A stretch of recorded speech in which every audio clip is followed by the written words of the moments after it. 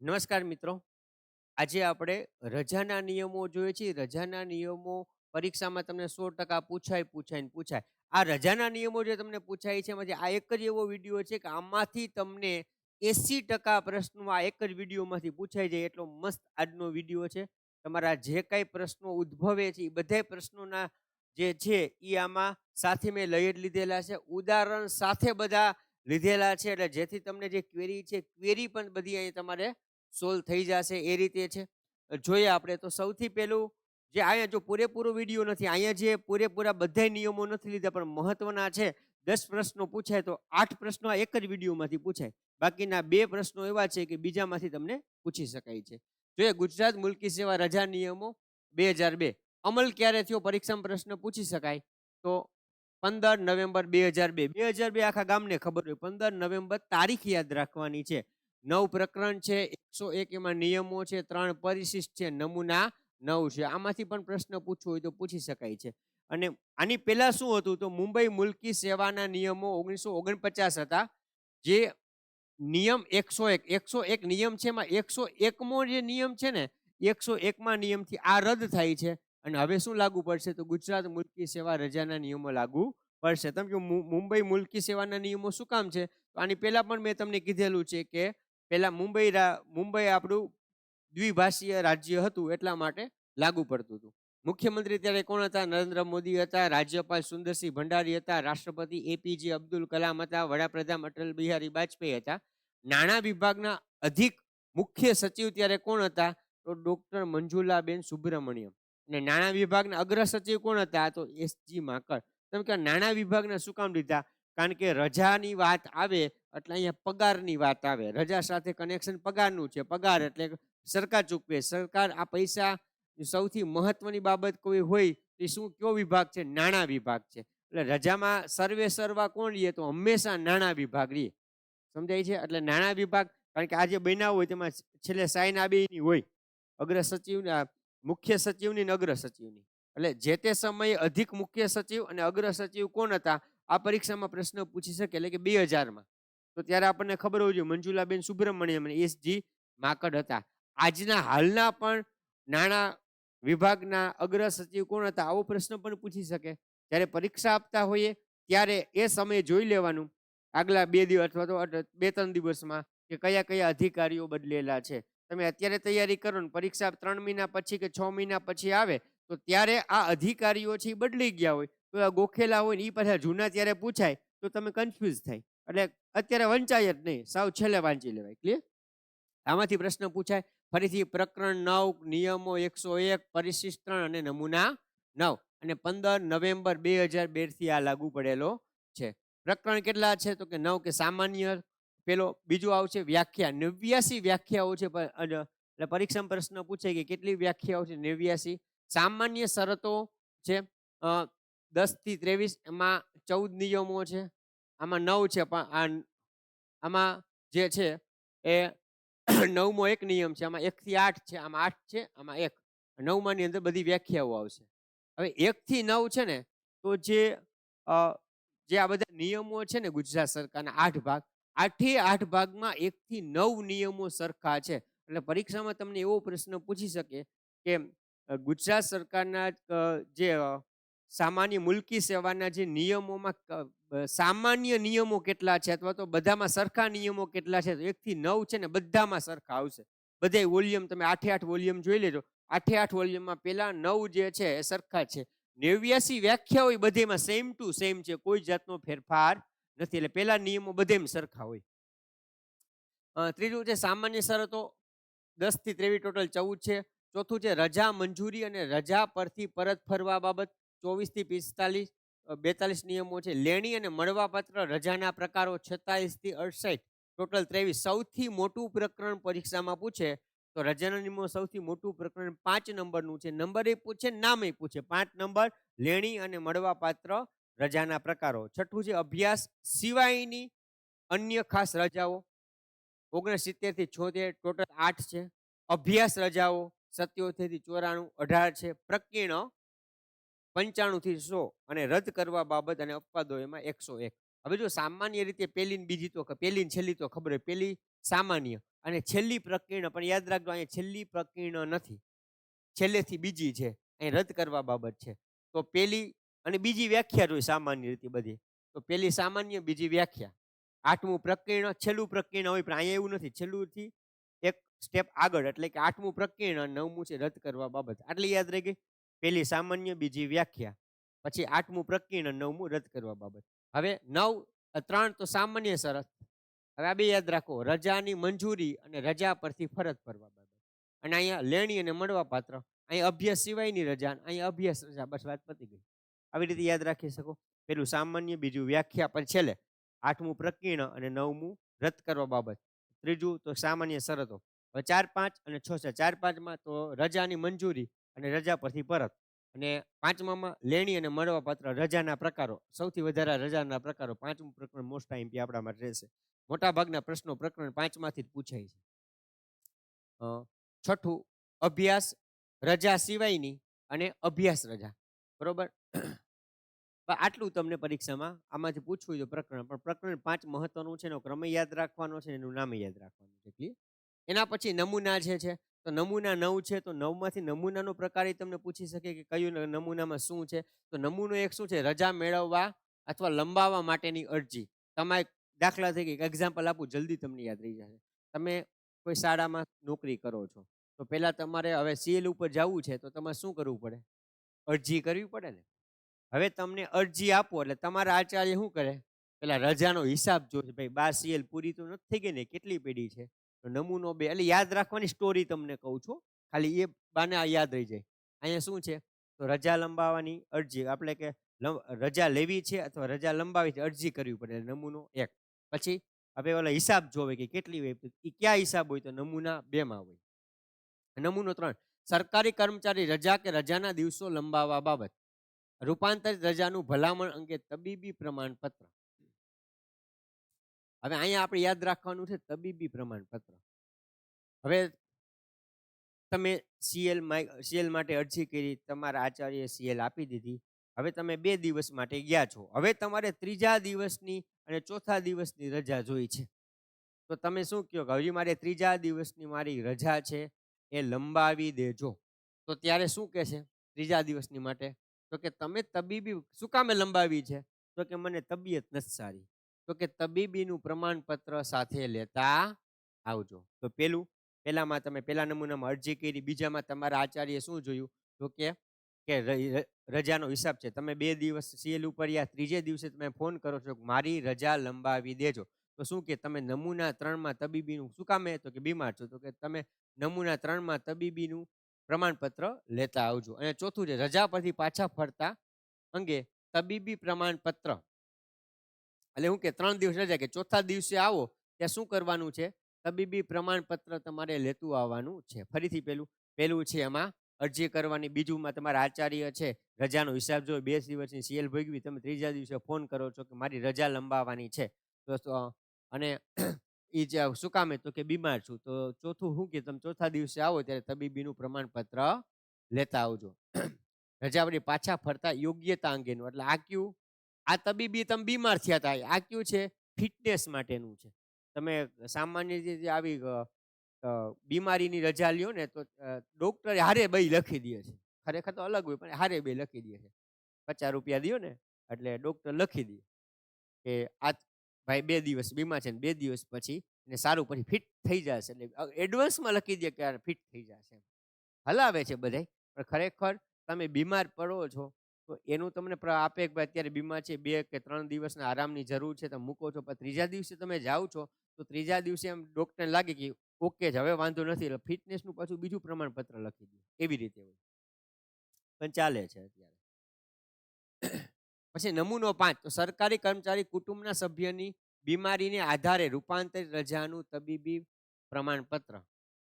અને તમારા કુટુંબમાં કોઈ જો બીમાર હોય તેના માટે તબીબી પ્રમાણપત્ર એનું પણ તમે લઈ શકો છો. ફરીથી આપણે 5 યાદ રાખીએ. પહેલું કયું છે કે તમે અરજી કરો, બીજું તો તમારા આચાર્ય છે એ રજાનો હિસાબ જુએ, 3માં તો તમે 2 દિવસ સેલ ઉપર ગયા, 3જા દિવસે તમે એવું કહો છો કે મારી રજા લંબાવી દો 1 દિવસ, શું કામે? મને બીમાર છું.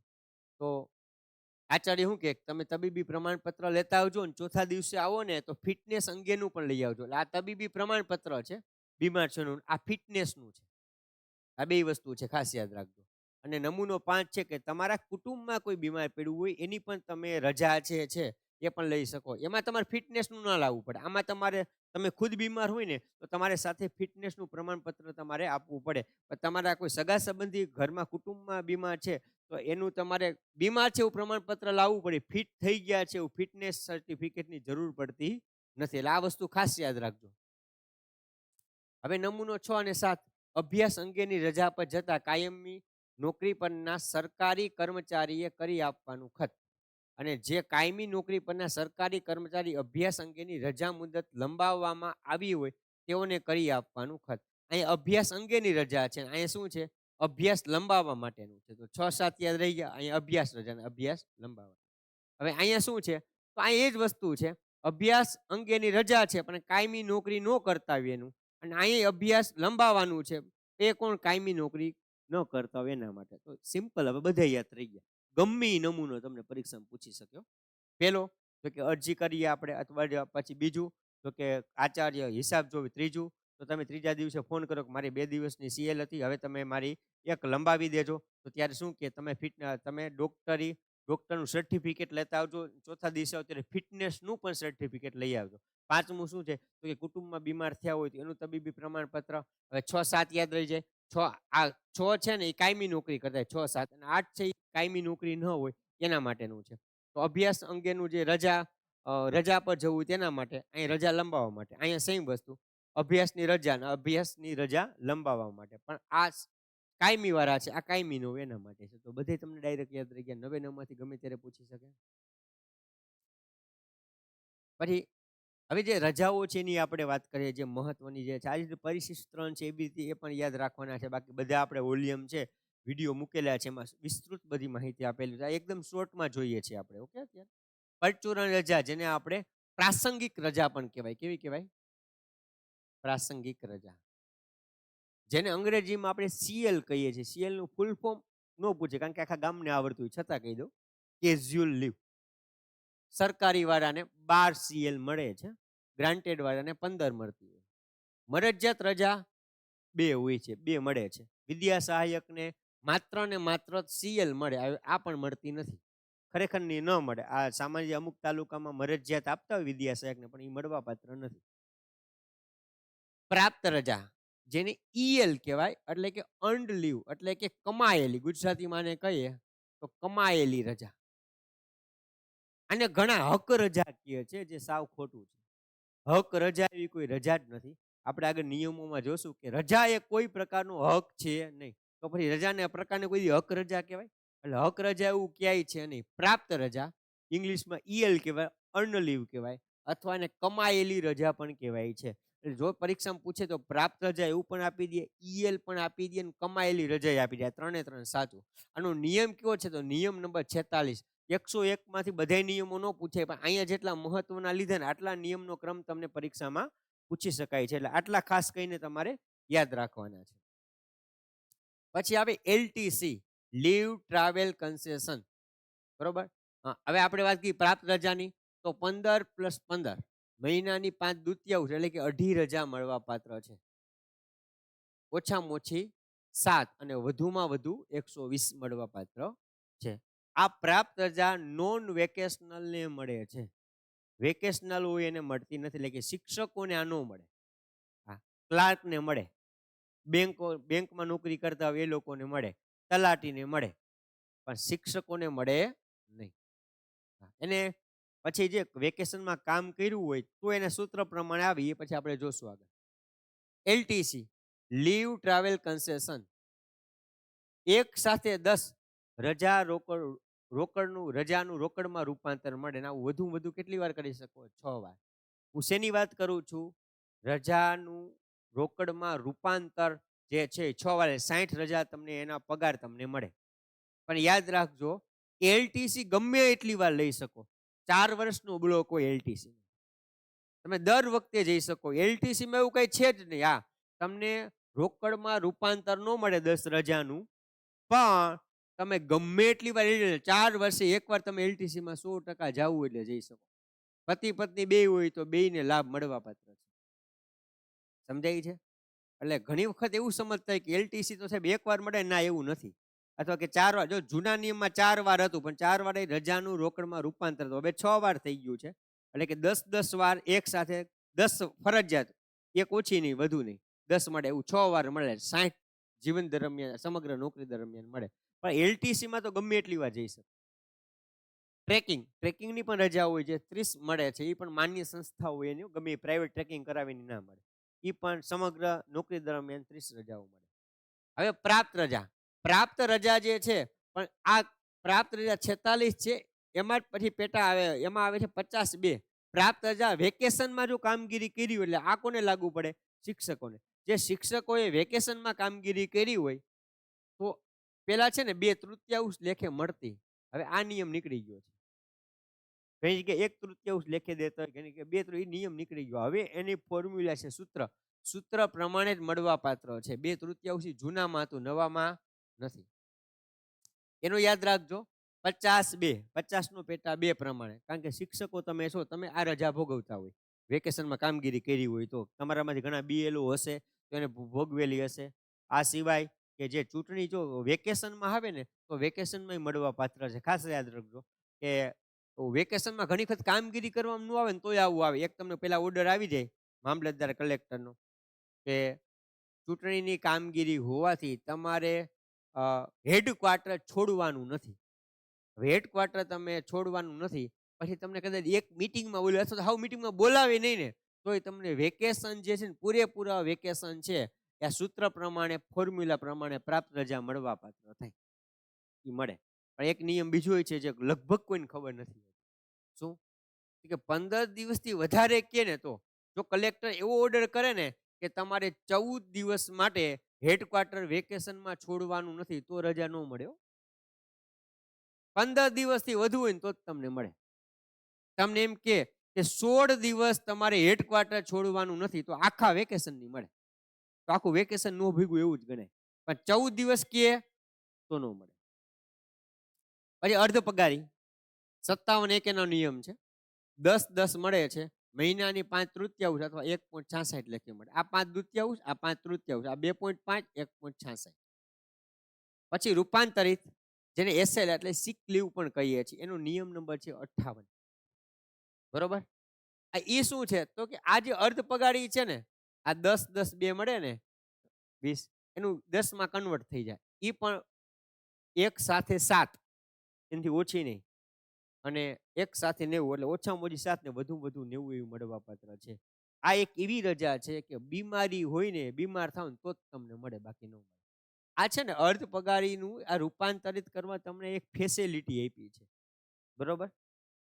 હા. આમાં 2 અપવાદરૂપ થશે. એક અભ્યાસની લંબાવવાની હોય અને એક પ્રસૂતિ હોય.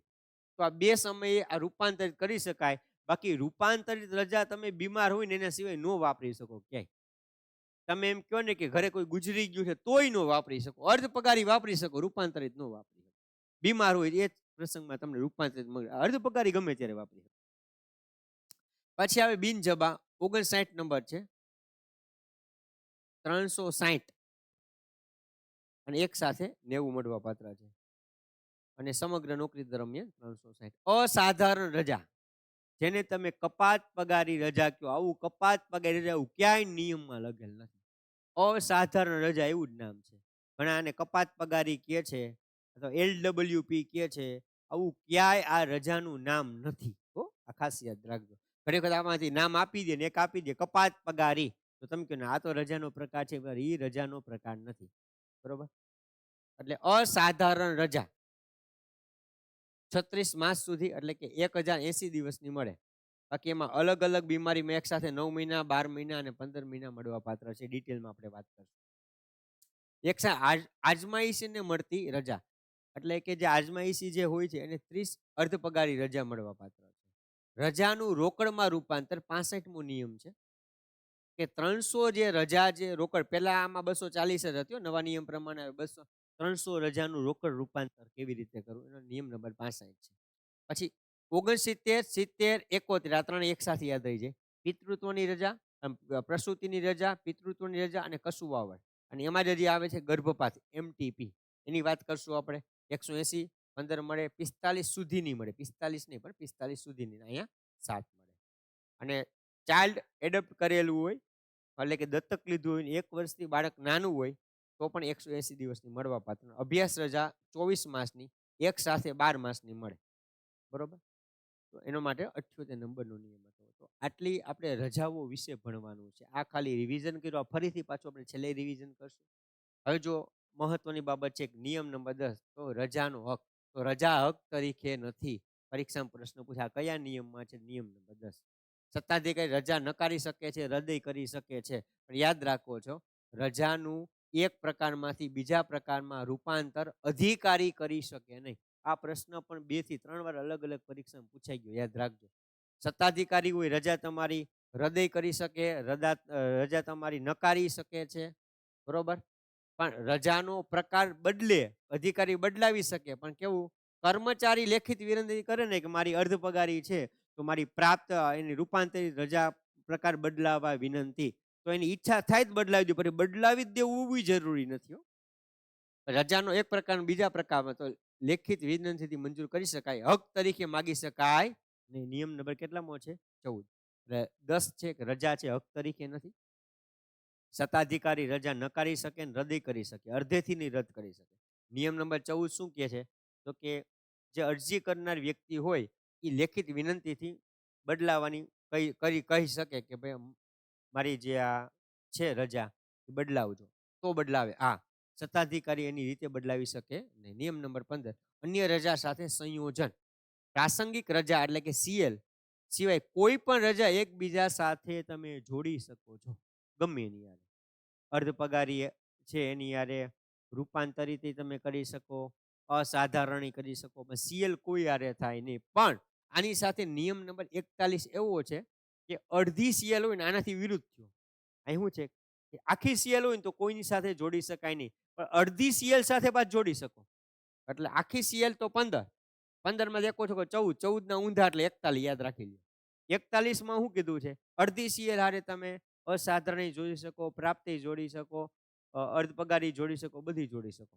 આખી CL હોય તો કોઈ રજા જોડી શકાય નહીં. સળંગ રજાની મહત્તમ મુદત.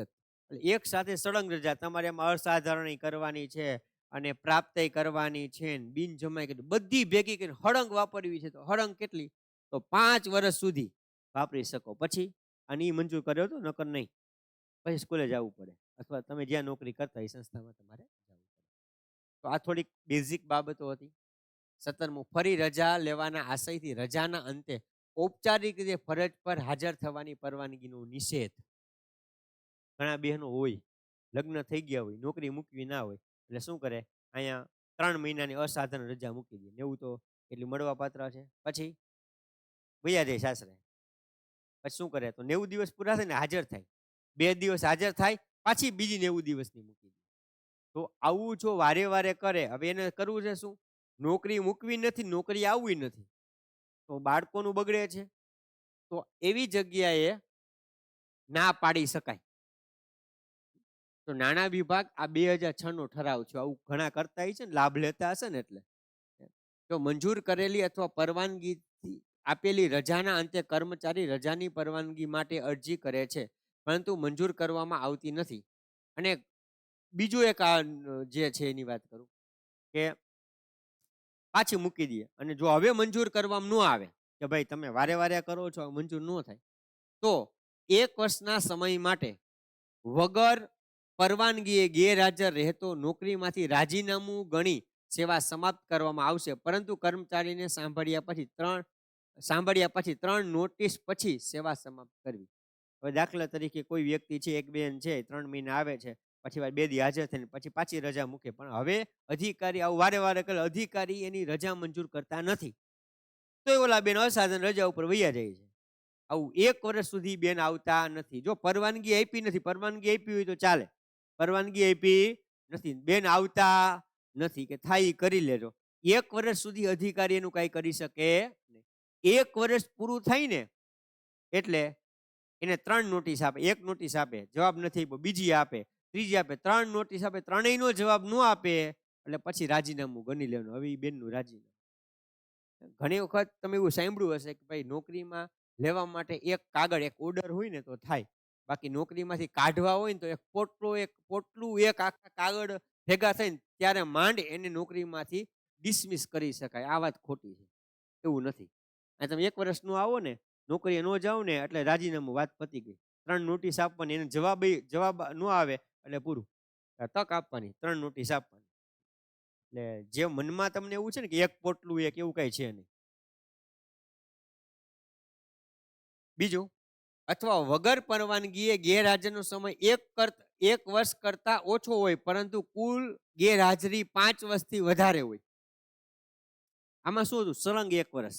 હવે અહીંયા શું થઈ છે કે સળંગ નહીં, બેન છે એ 3 મહિના રજા રાખીએ, વળી પાછી 2-3 દી આવી જાય, વળી પાછા 3 મહિના રાખે, વચ્ચે હાજર તો થઈ ગયા ને 2-3 દિવસ, એ સહી કરી નાખી માસ્ટરમાં, તો સળંગ 1 વર્ષ નથી થયું. પણ આવા કટકા કટકા 3 મહિના કરે, વળી અઠવાડિયું આવે, વળી પાછા 3 મહિના નું આવે, તો આવું 5 વર્ષ થઈ જાય ને તો પણ એનું રાજીનામું ગણે. તો પણ રાજીનામું ગણાશે. પણ હા, ઉપરોક્ત જોગવાઈ લાગુ પડતા પહેલા કર્મચારીને ગેરહાજર દર્શાવવાની એનું વ્યાજબી તક પહેલા સાંભળવાનું કે ભાઈ ખરેખર તમે શું કામ રહ્યો છો. બરોબર, એવું કે મારા લગ્ન થઈ ગયા છે એટલે મારા પતિ આગળ રહેવું પડે, એટલે હું જ્યારે આટો મારવા આવું ને મારા મમ્મીને ત્યાં, ત્યારે હું અહીંયા થોડુંક આવી જાઉં છું, મારી નોકરી પર છે, તો આ એનું વ્યાજબી કારણ કહેવાય નહીં. એટલે વ્યાજબી કારણ એટલે યોગ્ય કારણ, અધિકારીને લાગે એવું. આ કોઈ વ્યાજબી કારણ નથી. તો નોકરી મૂકી દો ને કાં લગ્ન જ ન કરાય. એટલે આ નિયમ છે, નિયમ નંબર 17. આ પણ પૂછાય એવો થોડોક છે. હવે જે હમણાં આપણે વાત કરી કે ડોક્ટરી બાબતો, ડોક્ટરી તપાસ માટે કે તબીબી સર્ટિફિકેટની આપણે નમૂનામાં વાત કરી, તો એના માટે નિયમ છે નંબર 32, તબીબી મંડળ. તો જ્યારે આની રચના થઈ ત્યારે અમદાવાદ, જામનગર, વડોદરા અને સુરત, રાજકોટ નથી, જોઈ લેજો આમાં. ગાંધીનગર નથી. તમને આવા 4 સિટી અલગ અલગ આપે ને, અને કઈ જગ્યાએ છે. 4 છે, 4 હોય પણ 4ના નામ યાદ રાખો: અમદાવાદ, જામનગર, વડોદરા અને સુરત.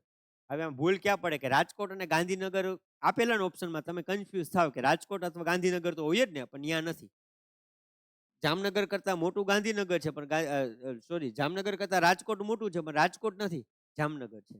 આ બન્યું ત્યારની વાત કરું છું.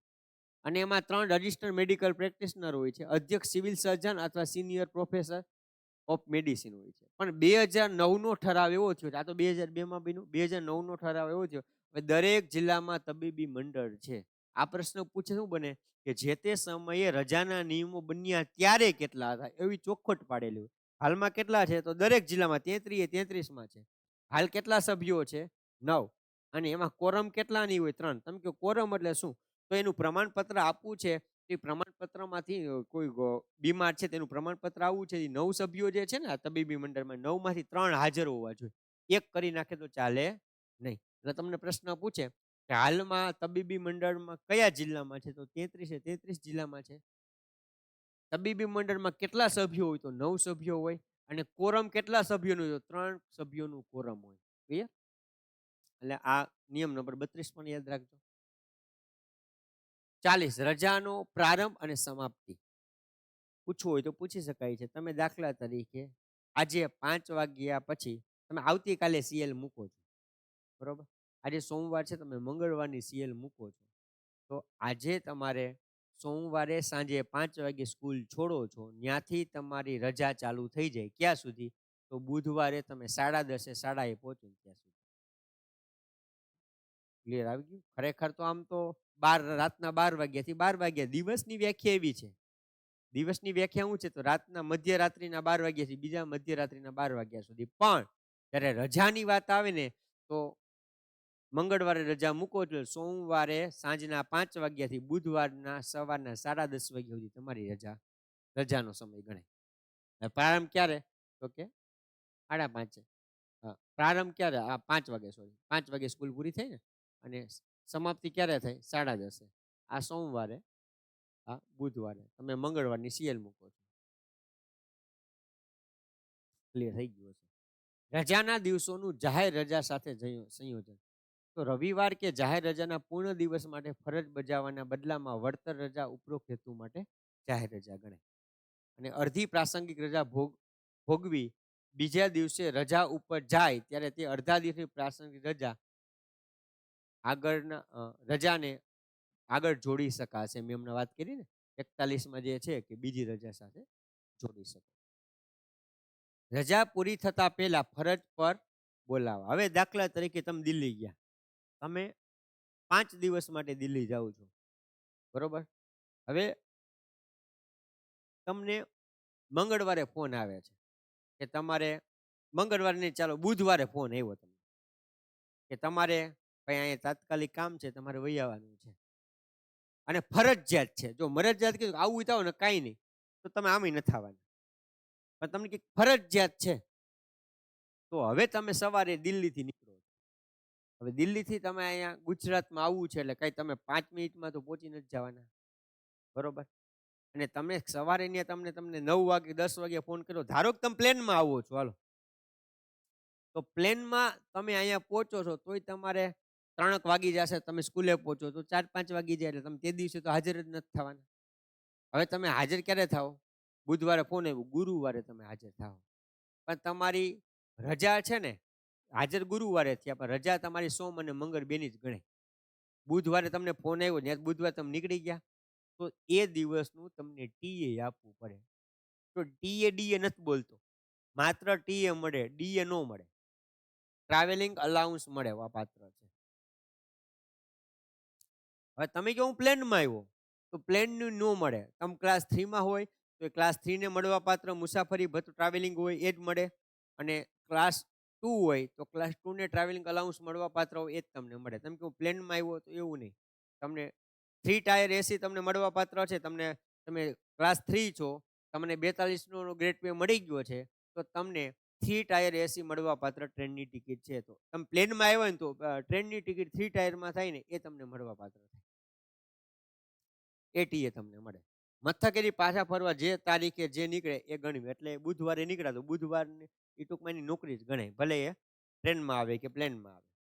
ભારત બહારના કર્મચારી, દાખલા તરીકે તમે ઓસ્ટ્રેલિયા ગયા તો ત્યાંથી બોલાવા હોય તો તોય બોલાવી શકાય, પણ હાઈ કમિશનનો હુકમ હોવો જોઈએ તો બોલાવી શકાય છે, બરોબર? ત્યાંથી તો ત્યાંથી તો પ્લેનની ટિકિટ તમારી ગણવી પડે પછી. એમાં ટ્રેન નો આવે, ટ્રેન તો કેદી પહોંચાડે. આ 42નો નિયમ છે એ પણ પૂછાય એવો છે. હવે બધી મહત્વની જે રજાઓ છે એલી બધી સામાન્ય છે કે બધી પૂછા હોય જ પૂછે, બાકી આ બધું હવે એવું છે કે હવે પૂછાશે. વેકેશન ખાતાઓ સિવાયના અન્ય ખાતાઓના કર્મચારી માટે પ્રાપ્ત.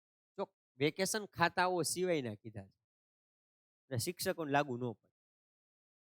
હા, શાળામાં ક્લાર્ક હોય, હાઈસ્કૂલમાં ક્લાર્ક હોય એને આ લાગુ પડે. હવે 15 રજા મળે, મહિનાની કેટલી મળે? 2.5 રજા લેખે. જમા ક્યારે થાય? તો 1 જાન્યુઆરી અને 1 જુલાઈ, આગોતરી એડવાન્સમાં જમા થાય. 7 થી 120 દિવસની પ્રાપ્ત થાય એક સાથે, ઓછામાં ઓછી 7 ને વધુમાં વધુ 120. અને વર્ષમાં કેટલી વાર મળે? 3 વાર મળવા પાત્ર છે. કેટલી મળે સમગ્ર નોકરી દરમિયાન? હોય એટલી બધી વાપરી શકો, હોવી જોઈએ આમાં, જેટલી જમા થઈ બધી વાપરી શકો. હવે પ્રશ્ન ક્યાં આવે ખબર? કે કોઈ નોકરીએ લાગે છે અને અમુક મહિનાથી લાગે છે તો કયા મહિનાથી કેમ ગણવી? તો મેં સામાન્ય રીતે 11ની ભરતી, તમારામાંથી મોટા ભાગના 2011ની ભરતી વાળા હશે, 2011ની ભરતી વાળા હશે ને ખબર છે 5 સપ્ટેમ્બર 2011 એની ભરતી થઈ હતી. આ શિક્ષકોને લાગુ નથી પડતું, પણ આ એક્ઝામ્પલથી તમે ક્લાર્કનું છે, બેંકના કર્મચારી છે એનું સમજી શકો. આ શિક્ષકને લાગુ પડશે નહીં, કારણ કે શિક્ષકને પ્રાપ્ત રજા મળે નહીં. કેવું છે? સિવાયના, વેકેશન ખાતા સિવાયની વાત કરેલી છે. એટલા માટે ધારો કે કોઈ હાઈસ્કૂલનો ક્લાર્ક છે, એ જોઈનિંગ ડેટ છે 5/9/11. હવે ફૂલ સેલેરીમાં આવે ત્યાં સુધી તો આ કંઈ મળવા પાત્ર જ નથી. એટલે ફૂલ ક્યારે આવે? 5/9/2016. હવે આગોતરી એની જમા જે થવાની છે ક્યાંથી? 5/9/16 થી 30/6. આ ગાળાની છે, આ ગાળાની ક્યારે થાય? 1 જાન્યુઆરી 2017 થશે. તો એની ગણતરી કેમ કરવી એ મહત્વનું છે. હવે યાદ રાખો, 5/9 એટલે 9મા મહિના એટલે કે સપ્ટેમ્બર મહિનાનો માં તમે 5 તારીખે હાજર થાવ તો આગળના 4 દિવસ તમે હાજર થતા નથી. એટલે આ મહિનો આખો નથી. દાખલા તરીકે કદાચ 2 સપ્ટેમ્બર હોત ને, 2 સપ્ટેમ્બર તો એક દિવસ તો ઘટ્યો ને તો અહીંયા 0 આવે. તમે કહો 2.5 ની જગ્યાએ 2 મૂકી દે તો એક મૂકી દે તો હાલે, અડધી એવું ન હાલે. તમારો પૂરો રજા હોય ને, પૂરો મહિનો હોય ને તો જ ગણાય. અહીંયા કદાચ 9 ની જગ્યાએ 2 સપ્ટેમ્બર હોત ને, એક જ દિવસ બાકી છે તોય અહીંયા પ્રાપ્ત રજા 0 જ ગણાય. હવે ઓક્ટોબર 10મો મહિનો ઓક્ટોબર એના 2.5 ગણાય, નવેમ્બરના 2.5 ગણાય, ડિસેમ્બરની પણ 2.5 ગણાય. તો કેટલી થઈ? 7.5 રજા થાય.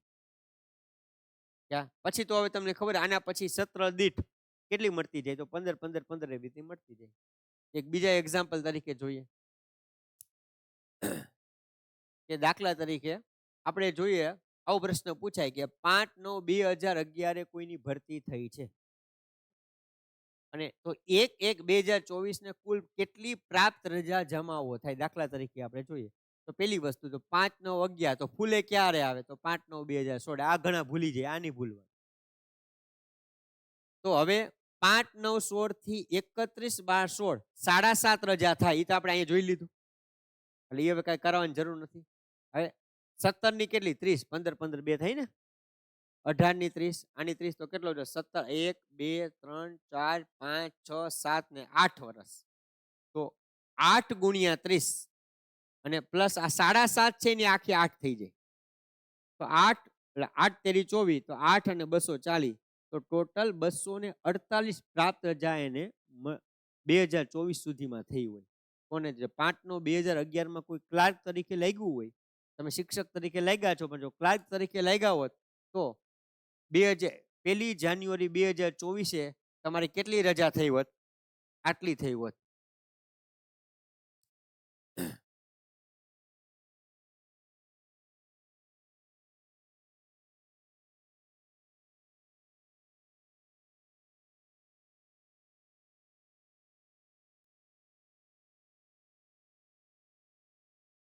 સોરી, અહીંયા 15 આવશો. શું કામે? એક સત્રની થઈ ને, એટલે આમાંથી 15 નીકળી જશે. આમાં આવું 8 વત્તા 7 ગુણ્યા 30 આવશે અને વત્તા 15 આવશે. કારણ કે 1 જાન્યુઆરી મેં કીધી છે, તો 1 જાન્યુઆરી એ કઈ થાય? આગોતરી 6 15 થાય, 30 30 સાથે થાય નહીં. એટલે 8 7 તેરી 21 અને પ્લસ 15. 8 વત્તા 225 અને ભેગી થાય એટલે 232 રજાઓ થાય. 248 નહીં, પણ કેટલી થાય? 232 રજાઓ થશે. હવે વેકેશન ખાતાઓ, ચાલો પ્રાપ્ત રજા છે એ તમને આઈડિયા આવી ગયો છે. ચાલો પ્રાપ્ત રજામાં કોઈને કઈ પ્રશ્ન છે? વચ્ચે પૂછી શકશો. છે કોઈને કઈ પ્રશ્ન પ્રાપ્ત રજામાં?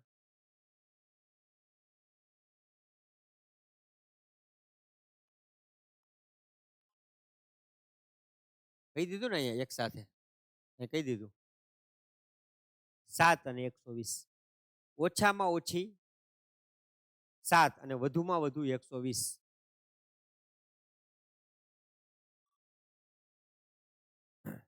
ઓકે, આ ક્લિયર થઈ ગયું હશે. હવે આપણે એ 46 પ્રાપ્ત રજા યાદ રાખવાનું છે. રજા આગળ પાછળ જોડતા 7 દિવસથી ઓછી નહીં એવું. હવે દાખલા તરીકે 7 તમે પ્રાપ્ત રજા, તમે ક્લાર્ક છો ને તમારે પ્રાપ્ત રજા જોઈએ છે, બરોબર? હવે રવિવારે રજા છે, શનિવારે રજા છે. પ્રાપ્ત રજા તમે કેટલી મૂકો છો? તો કે એક, ખરેખર 7 દિવસ થઈ ગયા 7, પણ તમે જાહેર રજા સાથે જોડો છો તો ખરેખર અહીંયા તમારી પ્રાપ્ત રજા જે છે ને 5 જ થાય. તો 5 જ થાય. પણ તમે એમ કહો ને કે ખાલી અહીંયા રજા નથી, હાલો શનિવાર રજા નથી, તો તમે એમ કહો કે મને 5 પ્રાપ્ત રજા દો, તો ન આપે. રજા સહિત 7 થઈ જવી જોઈએ. રજા સહિત કેટલી થવી જોઈએ? જો આગળ પાછળ જોડતા. હવે દાખલા તરીકે હજી એક્ઝામ્પલ આપણે સમજીએ. અહીંયા રજા છે, અહીંયા રજા છે, અહીંયા રજા છે, અને હવે તમે પ્રાપ્ત રજા માંગો છો, વચ્ચે આવીને એ રજા છે ને પ્રાપ્ત રજામાં ગણાઈ જાય, તોય તમને તમારી કેટલી પ્રાપ્ત રજા 5 કપાય. થાય છે ક્લિયર? છે હજી કોઈ પ્રશ્ન આમાં? પણ હવે તમને એક બીજો પ્રશ્ન સમજાવું, સીએલ નો. અહીંયા રજા છે, અહીંયા રજા છે. તમે અહીંયા ને અહીંયા સીએલ વાપરો છો, અહીંયા સીએલ વાપરો છો, અહીંયા સીએલ વાપરો છો, બરોબર. અને એક અહીંયા મૂકો, ચાલો 3 સીએલ મૂકી.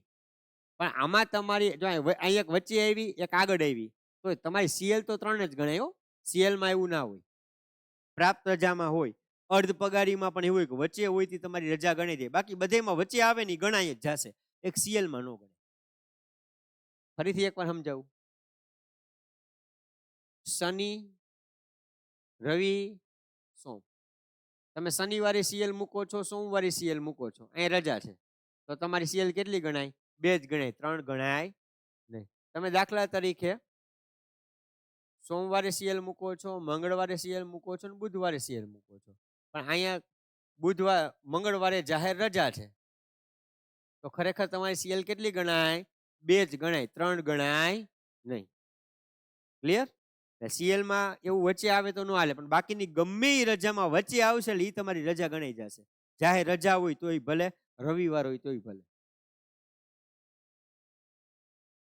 હવે આપણે વેકેશન ખાતા સિવાયના આપણે પ્રાપ્ત આગળ જોઈએ. કેટલી જમા થાય? 300 જમા થાય. હવે આ 300 જમા કેવી રીતે થાય ને એની તમને પહેલા વાત કરી દઉં.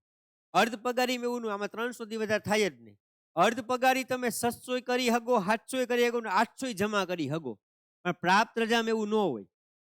તમારામાંથી કોઈ સીઆરસી હશે અથવા કોઈ તમે વધારે પડતી આવી તમને રજાઓ બીએલઓમાં મળી હોય ને, તો પ્રાપ્ત રજાઓ જો તમારી 300 થઈ જાય ને, તો એ 300 પછી ન મળે, પછી જમા ન થાય. 300 પછી થાય. દાખલા તરીકે કોઈ વ્યક્તિને 300 મળવા છે, એની 300 થઈ ગઈ, તો એ નવું સત્ર 1 જાન્યુઆરી 1 જુલાઈ છે ને, તો 315 નો થાય, 300 + 15 આવી રીતે લખીને કરે જમા. શું કામ ખબર? તમે દાખલા તરીકે જાન્યુઆરી 15 જમા થઈ, 300 + 15 આવી રીતે, તો તમે 1 જુલાઈ સુધી વાપરો નહીં તો એ 15 જાય. હવે 315 ની 303 કોઈ દી ન થાય, 315 જ રહીએ. 300 + 15, 315 નહીં લખવાની. ધારો કે તમારે 290 થાય, 290 થાય. હવે 1 જાન્યુઆરી ઉમેરાય છે, તો 15 ઉમેરા તો આમ ઉમેરાશે 305 કરી.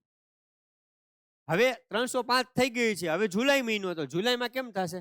305 તો હતી +10, એટલે પછી હવે આવું થઈ જશે 300 + 15. પછી આમાંથી હવે 305 પ્લસ અહીંયા 15 કરીને 300 + 20 આમ નો ઉમેરાય, તો ઉમેરાશે તો કેટલી? 305 માં કેટલી 15 માં અહીંયા ઘટે છે? 10 ઘટે છે, તો આમ જ થઈ જશે. અને એ પાછી 15 નો વાપરો તો પાછી જતી. ખ્યાલ આવી ગયો? એટલે 300 + 15 આવી રીતે જ આવે. 15 નો વાપરો, 315 થી વચ્ચે 316 કોઈ દી થાય નહીં. પ્રાપ્ત રજામાં શિક્ષકોની લાગુ પડે. ઘણા સીઆરસી મિત્રો હશે કે ઘણા બધા બીએલઓ હશે, જેને આ પછી મોટી ઉંમરના હોય ને, એ લોકોને આટલી બધી થઈ ગયું, બાકી આટલી બધી ન હોય. તમારામાંથી કોઈ જૂના સીઆરસી મિત્રો હોય ને, 2002 માં લાગ્યા હોય અને આટલા બધા વર્ષ સીઆરસી રહી અને કદાચ થઈ ગયું છે, કોઈ એવા સીઆરસી મિત્રો 2002 થી તમારામાં હોય, અથવા તમારામાં બીજા કોઈ એવા છે કે પ્રાપ્ત રજા 300 થઈ ગઈ, શિક્ષકોને બહુ ઓછી થાય, કોઈ હોય તો કહેજો. હવે અસાધારણ રજા અગાઉ ભોગવેલી હશે તો 1/10 વધુમાં વધુ 15 ભાગ જેટલી પ્રાપ્ત રજા ઓછી જમા થશે. આની કઈ જરૂર નથી. વધુ એક્ઝામ્પલ આપું તમને. 1/1/2023 થી 30/6/2023 70 દિવસ અસાધારણ રજા ઉપર એક કર્મચારી રહ્યા છે. તો 1/7/23 જે 15 જમા થવાની હોય ને, તો આના ભાગ્યા કેટલા? 10 ઉડી જાય તો કેટલા વધ્યા? 7. તો આ 7 ઓછી થાય, તો 1/7/2023 જે જમા થવાની 15 માંથી 7 બાદ થાય, તો જમા કેટલી થાય? 8. ઉતાવળમાં ઘણા શું કરે ખબર? કે તમને પરીક્ષામાં પ્રશ્ન એવું પૂછે, 1/1/2023 થી 30/6/2023 સુધી એક વ્યક્તિએ 70 અસાધારણ રજા વાપરેલી છે, તો 1 જુલાઈ 2023 એની કેટલી જમા થાય? તો ઉતાવળમાં 7 લખીને આવતા રહે. 7 લખવાના નથી, 15 માંથી 7 બાદ કરવાના. હવે જવાબ શું આવે? 8. ઈ તમારે લખવાનું. ક્લિયર? એનાથી આગળ કે 1/1/2023 થી 30/6/2023 સુધી 165 અસાધારણ રજા, કારણ કે 6 મહિનામાં આવે કેટલી? 76 18 180 આવે, એમાંથી 165 વાપરી નાખી છે. તો 16.5 લેખે બાદ કરવાની, કંઈક 15 માં 16.5 કરો તો માઇનસમાં આવે ને. તો અહીંયા 150 હોય તોય ભલે, 160 હોય તો ભલે, 170 હોય તોય ભલે ને 180 હોય તોય ભલે, કાપવાની તો કેટલી? 15 જ. હવે 140 હોય તો 14 કાપવાની, તો 15 માઇનસ 14 થાય. એટલે અહીંયા 15 માં 15, તો એ 1 જુલાઈ એની પ્રાપ્ત થયા કેટલી? 0 થાય, વધારે થાય નહીં. આ કોને લાગુ પડે? નોન વેકેશનલને લાગુ પડે. આપણે કોઈ પ્રાપ્ત રજા આવી થતી નથી. એટલે આનો આઈડિયો બહુ ઓછો હોય શિક્ષકો મિત્રોને, પણ આ ક્લાર્કને એ બધાને વધારે હોય, કારણ કે એને લાગુ પડતું હોય. આપણને લાગુ પડતું હોય યાદ હોય. એટલે આનો તમને આવા પ્રશ્નો પૂછશે તમને, ખાસ કરીને નોન વેકેશનલના. એ બહુ ઓછા ને આવડે. વેકેશનલના તો બધે આવડી જ જશે.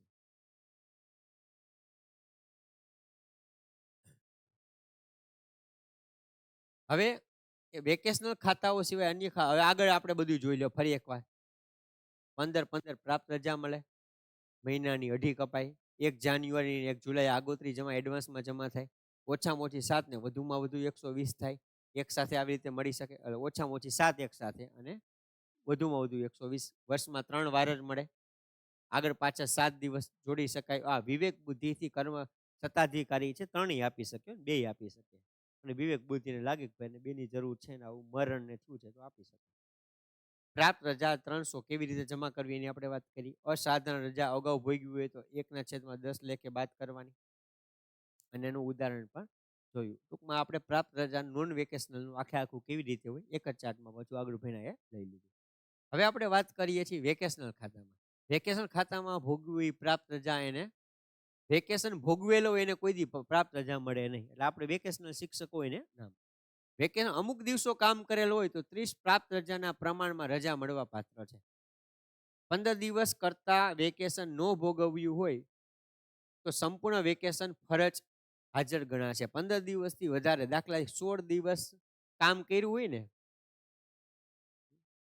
તો એ આખું ગણવાનું થાય.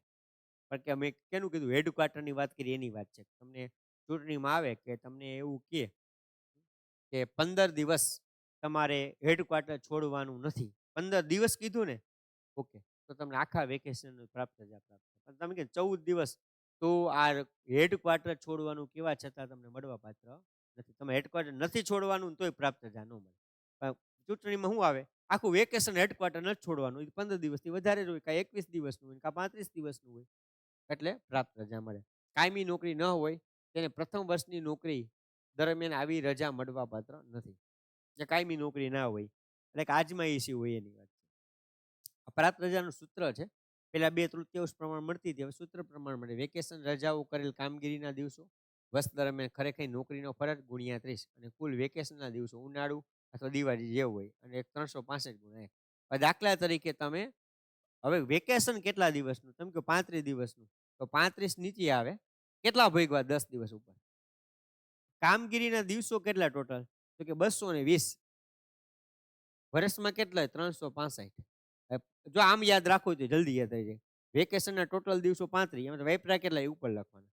વર્ષના દિવસો 365, એમાં વેપરા ખરેખર કામગીરી કેટલા દિવસ? 220 દિવસ, અને અહીં ગુણ્યા 30. નીચે એક નો કરો ચાલે, તો 66,000 નીચે 12,775 ભાગ્યા કરો તો 5.16 પ્રાપ્ત થાય. પોઈન્ટમાં હોય એટલે શું હોય, તો 5.5 હોય ને તો 6 થઈ જાય, પણ 5.4 હોય ને તો 5,000, આ 5 જ ગણાય, અને 5.5 એથી વધુ હોય તો 6,000 ગણાય. એટલે 5.16 છે, તો તમે 10 દિવસ જ્યાં હોય તો તમને કેટલી મળવા પાત્ર છે? 5 પ્રાપ્ત રજા છે જમા થાય. હવે વિદ્યા સહાયકો જે હતા એની ઘણી વખત આવું ચૂંટણીનો ઓર્ડર આવે તો એને દાખલા તરીકે 30 દિવસ 35 દિવસનો કીધું છે કે ભાઈ તમારે હેડક્વાર્ટર છોડવાનું નથી, તો વિદ્યા સહાયકને આ પ્રાપ્ત રજા જમા ન થાય, એને 35 દિવસ તમને રજા મળવા પાત્ર થાય. 35 દિવસ. યસ, વિદ્યા સહાયકોને વળતર તરીકે 35 મળવા પાત્ર થશે. ક્લિયર છે? કોઈને કઈ પ્રશ્ન હજી? ડન છે? નથી ને કોઈને કઈ પ્રશ્ન હોય તો બોલજો.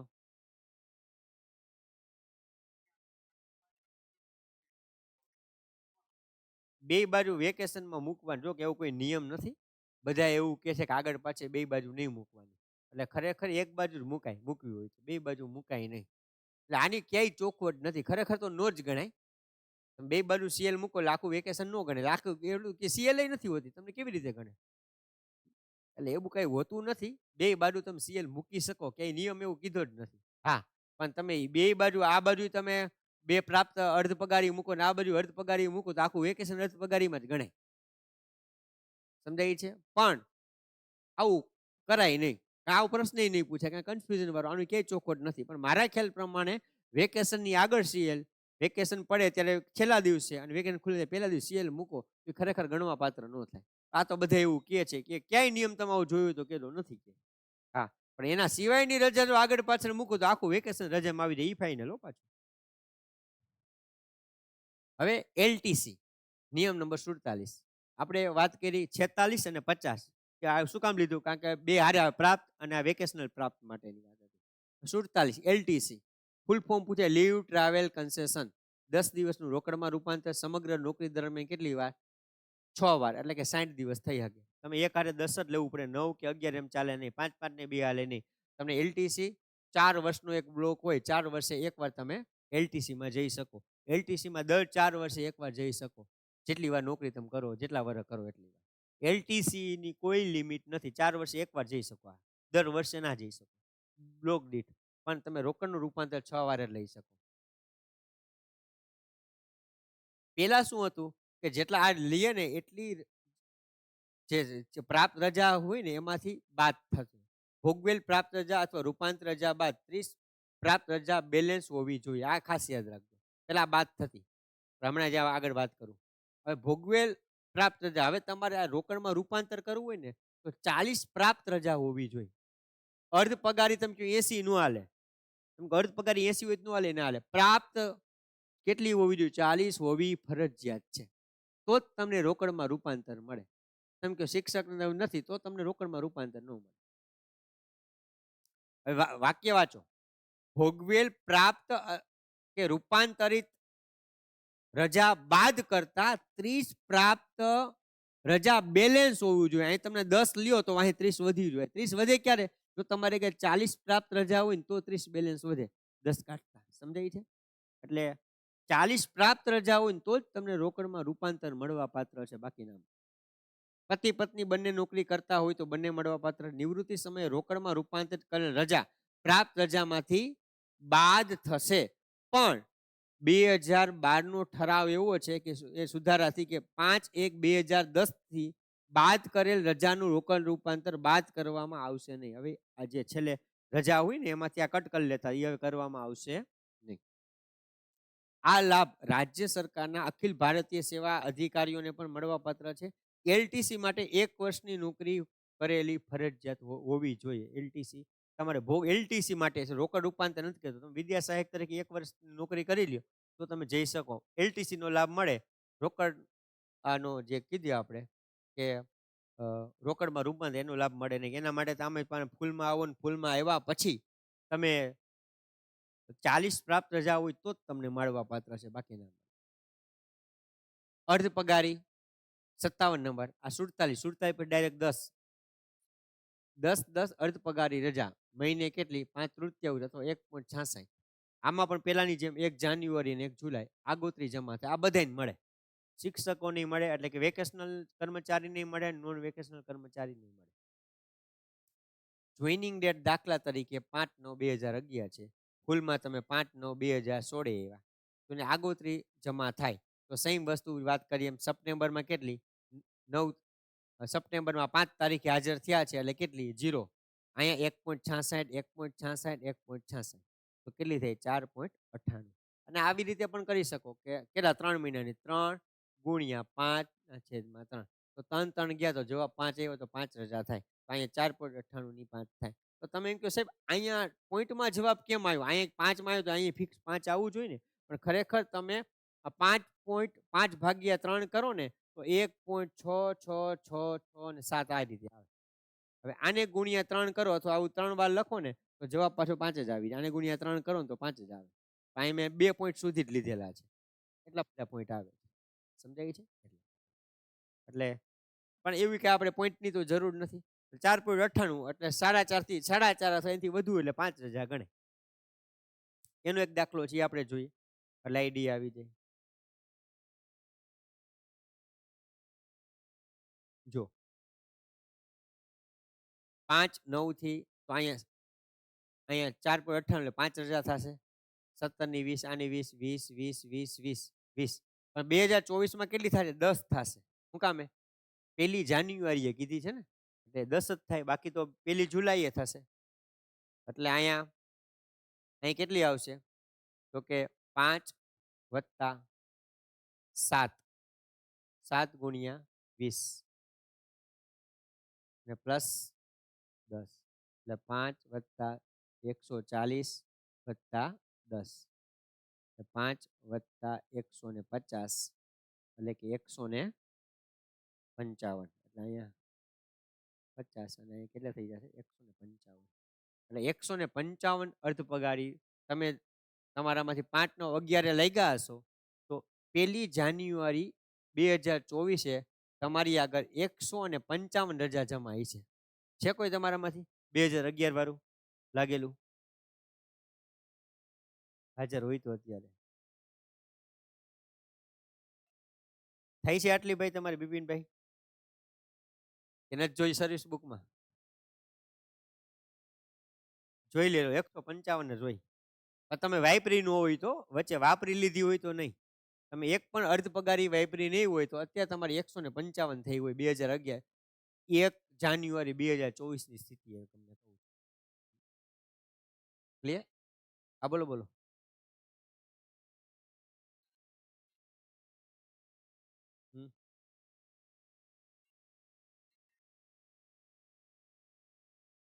તરત જ તમને આપી દે. આમ તમારામાંથી કોઈ કોરોના વખતે આનો લાભ લીધો હોય ને તો તમને ખબર ફરવા જવાનું નહોતું તો તમે જે બિલ મૂકો ને એ બિલના તમને 33% છે ને એ વળતર આપ્યું હતું. એ વળતર છે ને એ અને તમારે રોકડનું રૂપાંતર કરવું હતું ને તો એ છૂટ આપી હતી. એટલે ઘણાએ બે કર્યું હતું ને ઘણાએ માત્ર પણ રોકડનું રૂપાંતરની શરત એ હતી શું 40 તમારી પ્રાપ્ત રજા હોય તો જ થાય. એટલે જે તમે રોકડમાં રૂપાંતર કરો ને એટલે તમારે ટીપીયુ આગળ ગયો હોય એટલે તમારા 1 2 મહિનાની અંદર છે એ તમારા ખાતામાં જમા થઈ જાય. એટલે એલટીસી નું તમને મળવાપાત્ર બસ ભાડું ટ્રેન ભાડું પણ મળે અને તમારું રોકડનું રૂપાંતર એ બેયના પૈસા તમારે જમા થાય. માત્ર રોકડ રૂપાંતર જ જમા ન થાય અને બે 2 મહિનાની અંદર 2 મહિનાની આસપાસ તમારે થઈ જતું હોય છે. પ્રાપ્ત રજા જમા ન હોય 40 હોવી જોઈએ તો જ તમને રોકડમાં રૂપાંતર મળે, બાકી ના મળે.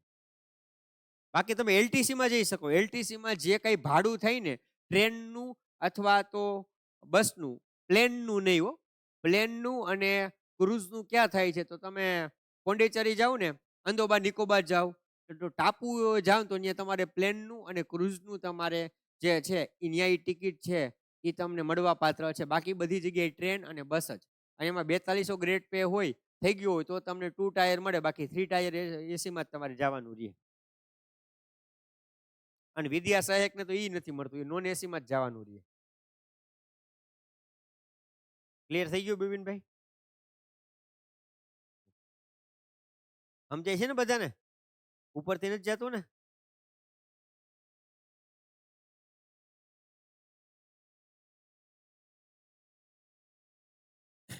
અર્ધ પગારીની વાત કરી, હવે આપણે રૂપાંતરિતની વાત કરી. અર્ધ પગારી તમે રૂપાંતરમાં વારે વારે ઘણા વાપરતા હોય પણ મેં તમને કીધું કે માત્ર ને માત્ર તમે બીમાર થયા હોય તો જ વાપરી શકો. બે અપવાદ છે એની આપણે વાત કરીએ. મેડિકલ સર્ટી નમૂના 3 એટલે તમે બીમાર હોય તો, અને નમૂનો 5 કેનો છે?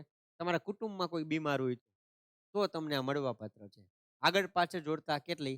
7 દિવસની તમે જોડી શકો. દાખલા તરીકે આટલી મૂકો, અહીંયા રજા છે, અહીંયા પણ રજા છે, 7 દિવસ થઈ ગયા પણ તમારી રજા કેટલી ગણાય? 5 જ ગણાય. બે તો રજા આવી ગઈ એટલા માટે તમારી રજા કેટલી કપાય?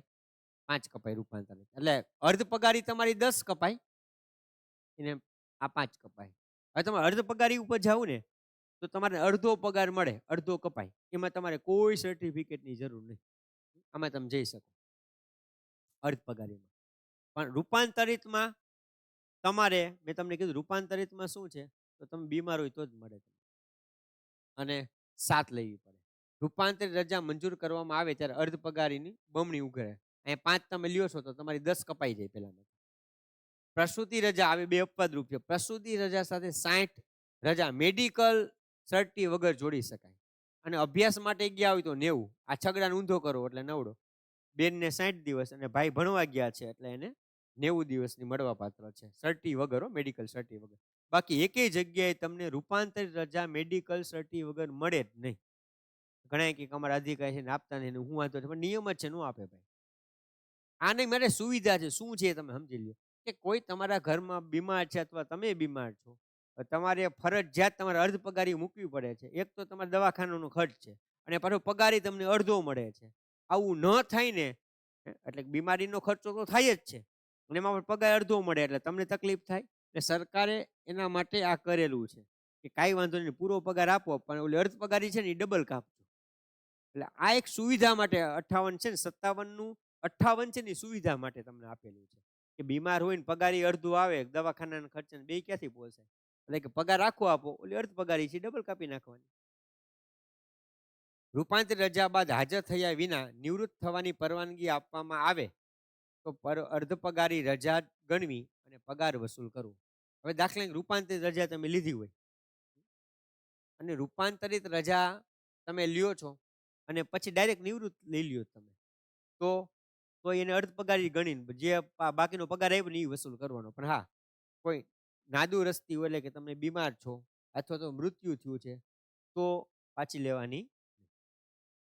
રૂપાંતરિતની વાત હતી. હવે રૂપાંતર રજા મંજૂર કરવા માટે તબીબી પ્રમાણપત્ર તો ગુજરાત રાજ્ય તબીબી સારવાર નિયમો 2015માં બન્યા છે. એ પ્રમાણે હવે દાખલા તરીકે આમાં તમારામાંથી ઘણા લીધી હશે કે તમારે આવી રૂપાંતરિત રજા લેવી છે. 10 દિવસ ક્યાંથી ઓછી લ્યો ને તો ગમે નહીં હાલે. પ્રાઇવેટ ઓલા બાજુમાં MBBS કે પછી ઓલા પેલા ગમી હોય ને હોમિયોપેથિક તોય હાલે. ગમે એની તમારે લઈ આવે. ખાનગી ડોક્ટર નહીં ચાલે, સરકારી ડોક્ટર નહીં ચાલે. યસ, ગમે એની હાલે. ટૂંકમાં આમાં ટૂંકમાં ડોક્ટર હોવો જોઈએ. શરદી ઉધરસની દવા દેતો હોય ને તો હાલે, પણ માણસનો ડોક્ટર હોય, ઢોર ડોક્ટરની નહીં હાલે. જોજો ખાસ. હવે 10 દિવસથી વધારે તમારે લેવી છે, પણ 30 દિવસ કરતા 30 દિવસ 10 થી 30 દિવસની લેવી છે તો રજિસ્ટર મેડિકલ પ્રેક્ટિશનરે પ્રમાણપત્ર આપ્યું હોય ત્યાં, હવે જેને આપ્યું છે ને આવું કોઈ ખાનગી ડોક્ટર આપ્યું ચાલે, પણ શું કરવાનું, સરકારી હોસ્પિટલ અથવા સરકારી હોસ્પિટલ સમકક્ષ હોસ્પિટલનું અધિકૃત ચિકિત્સકની સામે સહી. એટલે પ્રાઇવેટે તમને આપ્યું તો તમારે પેલા સરકારી ડોક્ટર હોય અથવા તો ગ્રાન્ટેડ દવાખાનું હોય ને એ ડોક્ટરની સહી સામે તમારે ક્રોસ સાઇન લેવાની જવાની થાય. હવે 30 દિવસથી વધુ રજા હોય ભોગવવી હોય તો ફક્ત સરકારી હોસ્પિટલના મુખ્ય જિલ્લા તબીબી અધિકારી સહ સિવિલ સર્જન અથવા નિવાસી તબીબી અધિકારી અથવા અધિક્ષકની પ્રતિસહી મેળવવી રહેશે. તો તમારે સિવિલે જ જવું પડે. સિવિલનો ડોક્ટર આપે ને એ તમને ચેક કરીને આપે તો જ, બાકી એ પેલું ચાલશે નહીં. તો આવી રીતે 10 દિવસ, 10 થી 30 દિવસ અને 30 થી વધુ દિવસ. અહીંયા 11 આવશે, 10 ની 11 આવશે. 10 દિવસ સુધી તો અહીંયા છે, 11 થી 30 દિવસ સુધી હોય, 30 થી વધુ દિવસ હોય તો આ રીતે છે. પણ સામાન્ય 10 દિવસની કે 5 દિવસની લોકો લેતા હોય એટલે પ્રાઇવેટ વાળા લે 50 રૂપિયા દઈને સટ્ટી કઢાઈ આવે છે.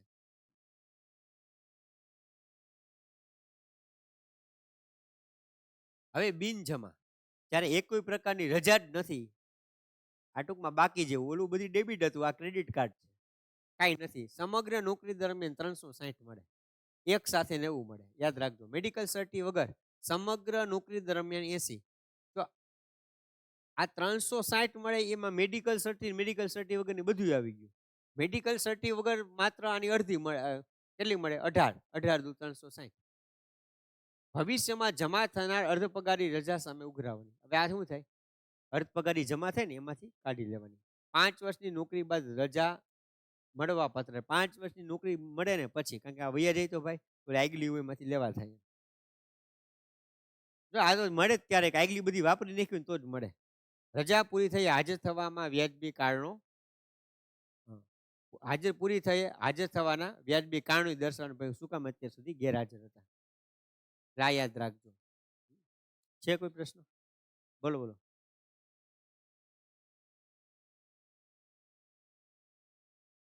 હમ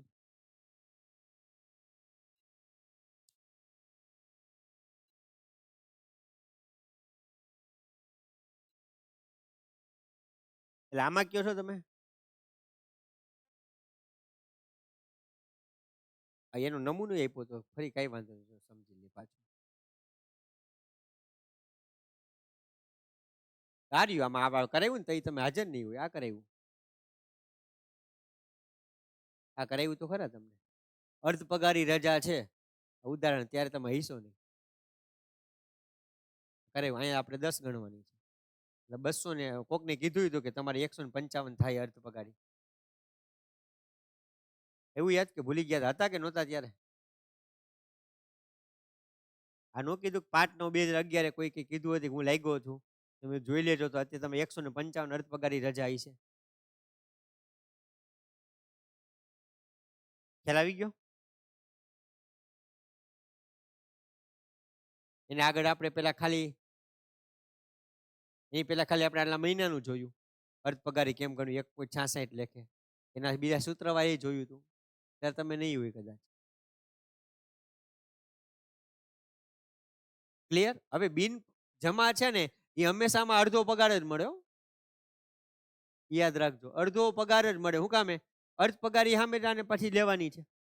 એટલે 100 રજા ઈ ભોગવે છે તો 100 અર્ધ પગારી થાય તો 100 પછી અર્ધ પગારી થાય તો અડધો પગાર જ મળે ને. આમે અડધો પગાર જ મળે. આમાં ટૂંકમાં બિન જમા રજા એટલે શું ખબર? ક્રેડિટ. ક્રેડિટ છે પણ કેની? અર્ધ પગારીની જ છે. અર્ધ પગારીની ક્રેડિટ લીધો, પગાર કેવો મળે? અડધો જ મળે. બિન જમા રજામાં અડધો પગાર જ મળે. જો 6 બિન ભોગવી હોય તો જ્યારે પેલામાં થાય અર્ધ પગારીમાં તો 10 જે 1 જુલાઈએ થવાની હોય તો ત્યારે કેટલી થશે? 4 જ થશે, 6 નીકળી જશે. સમજાઈ ગયું? એનું એક્ઝામ્પલ સાથે જ લીધેલું છે.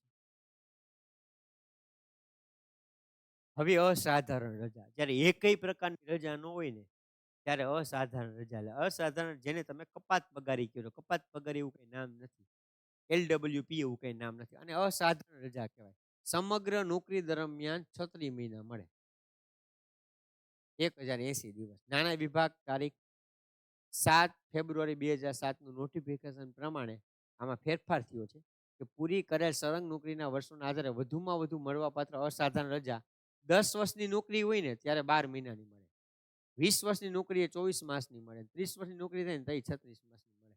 આવી રીતે મળવાપાત્ર છે. તમે 10 વર્ષની નોકરી થઈ હોય અને 36 માસ વાપરો એમનું મળવાપાત્ર નથી. 10 વર્ષની થાય ત્યારે 1 વર્ષ મળે, 20 2 વર્ષ અને 30 3 વર્ષ એવી મળવાપાત્ર છે. આ નોટિફિકેશન 2007 નું છે. વહીવટી કારણોસર નોકરીમાં છૂટ આવતી હોય ત્યારે મેડિકલ સર્ટિફિકેટ સમગ્ર નોકરી દરમિયાન 180 અને સળંગ અસાધારણ રજા ક્યારે મળવાપાત્ર છે આ સિવાય તો 9 માસની મળે. ફરજ મોકૂફીને અસાધારણ રજામાં ફેરવવામાં આવે ત્યારે, લોકોને સસ્પેન્ડ કર્યા, ડિસમિસ નથી બોલતો, સસ્પેન્ડ. તો ત્યારે 9 માસને અસાધારણ રજામાં ફેરવી શકાય, એટલે મહિનો સજા રૂપે ટૂંકમાં. પછી કોઈની કેન્સર હોય તો 12 માસ, 1 વર્ષની અને 1 વર્ષની સળંગ નોકરી બાદ મળે. 12 માસની કેન્સર અને ક્ષય કે ફેફસાની સારવાર હોય તો 15 મહિનાની સળંગ એક સાથે અસાધારણ રજા મળવા પાત્ર છે.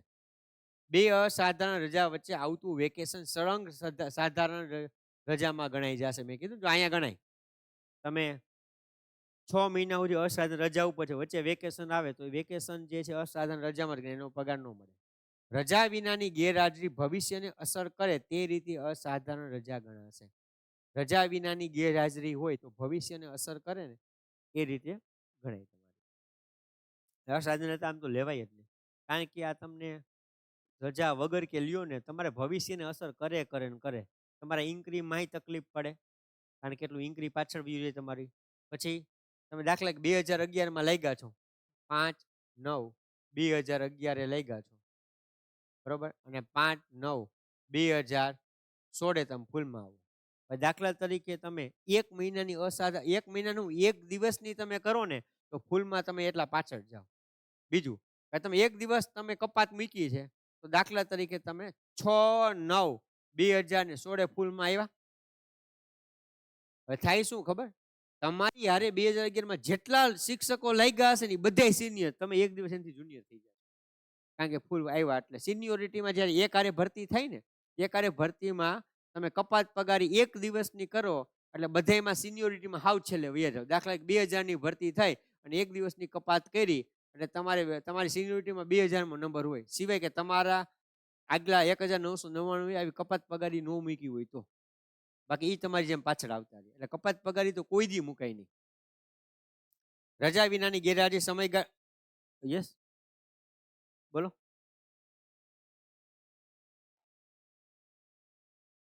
લેવાની જ હોય ને, નકર તો તમારા ઉપર શિસ્ત વિષયક પગલાં લેવાય. અને તમે હમણાં કીધું કે કોઈ પણ રજા 1 વર્ષ તમે કન્ટિન્યુ તમે રજા વગર રહ્યો, રજા લીધા વગર રજા ઉપર રહ્યો એટલે તમે ડાયરેક્ટ રાજીનામું ગણાઈ જાય. 3 નોટિસ આપે અને જવાબ ન આપો એટલે નોકરી જાય. એટલે પેલા જેવું હવે હમ? હં? હં? હં? હં? આપણે આગળ નિયમ જોયો ને, આપણે ત્રીજી સ્લાઇડમાં જ જોયો હતો.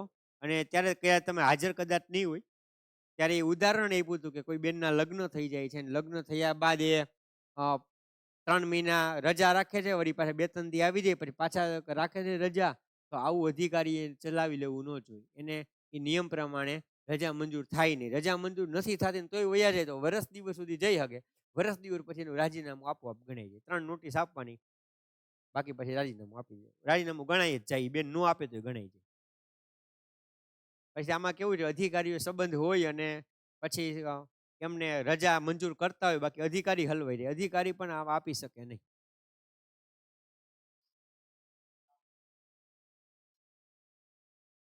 હં, હં.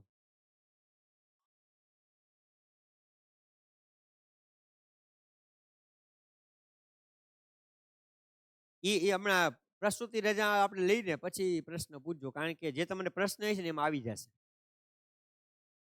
એટલે પછી એને વિરોધ કઈ લાગે ને તો એ પ્રશ્ન પછી આપણે જોઈએ. ક્લિયર?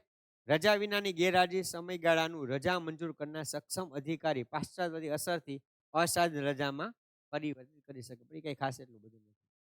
હવે રજાનું રોકડ રૂપાંતર 65. જો આ અસાધારણ રજા છે, આગળ આપણે જોઈ બિન રજા એ 59. આ યાદ રાખ્યો. આપણે જોઈ 57, 58, 59. 57 અર્ધ પગારી, 58 રૂપાંતરિત અને 59 બિનજમા. પછી 60 અસાધારણ. ડાયરેક્ટ 65 રજાનું રોકડમાં રૂપાંતર. આમાં પણ તમે સમજો છો એ તમને આ ખબર છે, વેકેશનલ નોન વેકેશનલ નથી ખબર. પેલા છે ને 240 જ થતી હતી, હવે 300 થાય છે. અને જો રાજીનામું આપો ને તો 150 જ થાય. રાજીનામું આપી દો તો તમે કે 300 ને તો 150 થાય. હવે પેલા નોન વેકેશનલ સમજાવું. પેલા વેકેશનલ સમજાવી દઉં, તમને ખબર જ છે આ શિક્ષકો માટે. દાખલા તમારે અગર નિવૃત્તિ સમયે પ્રાપ્ત રજા છે 240, અર્ધ પગારી તમારી છે 500, તો હંમેશા જ્યારે રોકડનું રૂપાંતર થાય ને તો પેલા પ્રાપ્ત જ ઉપાડે.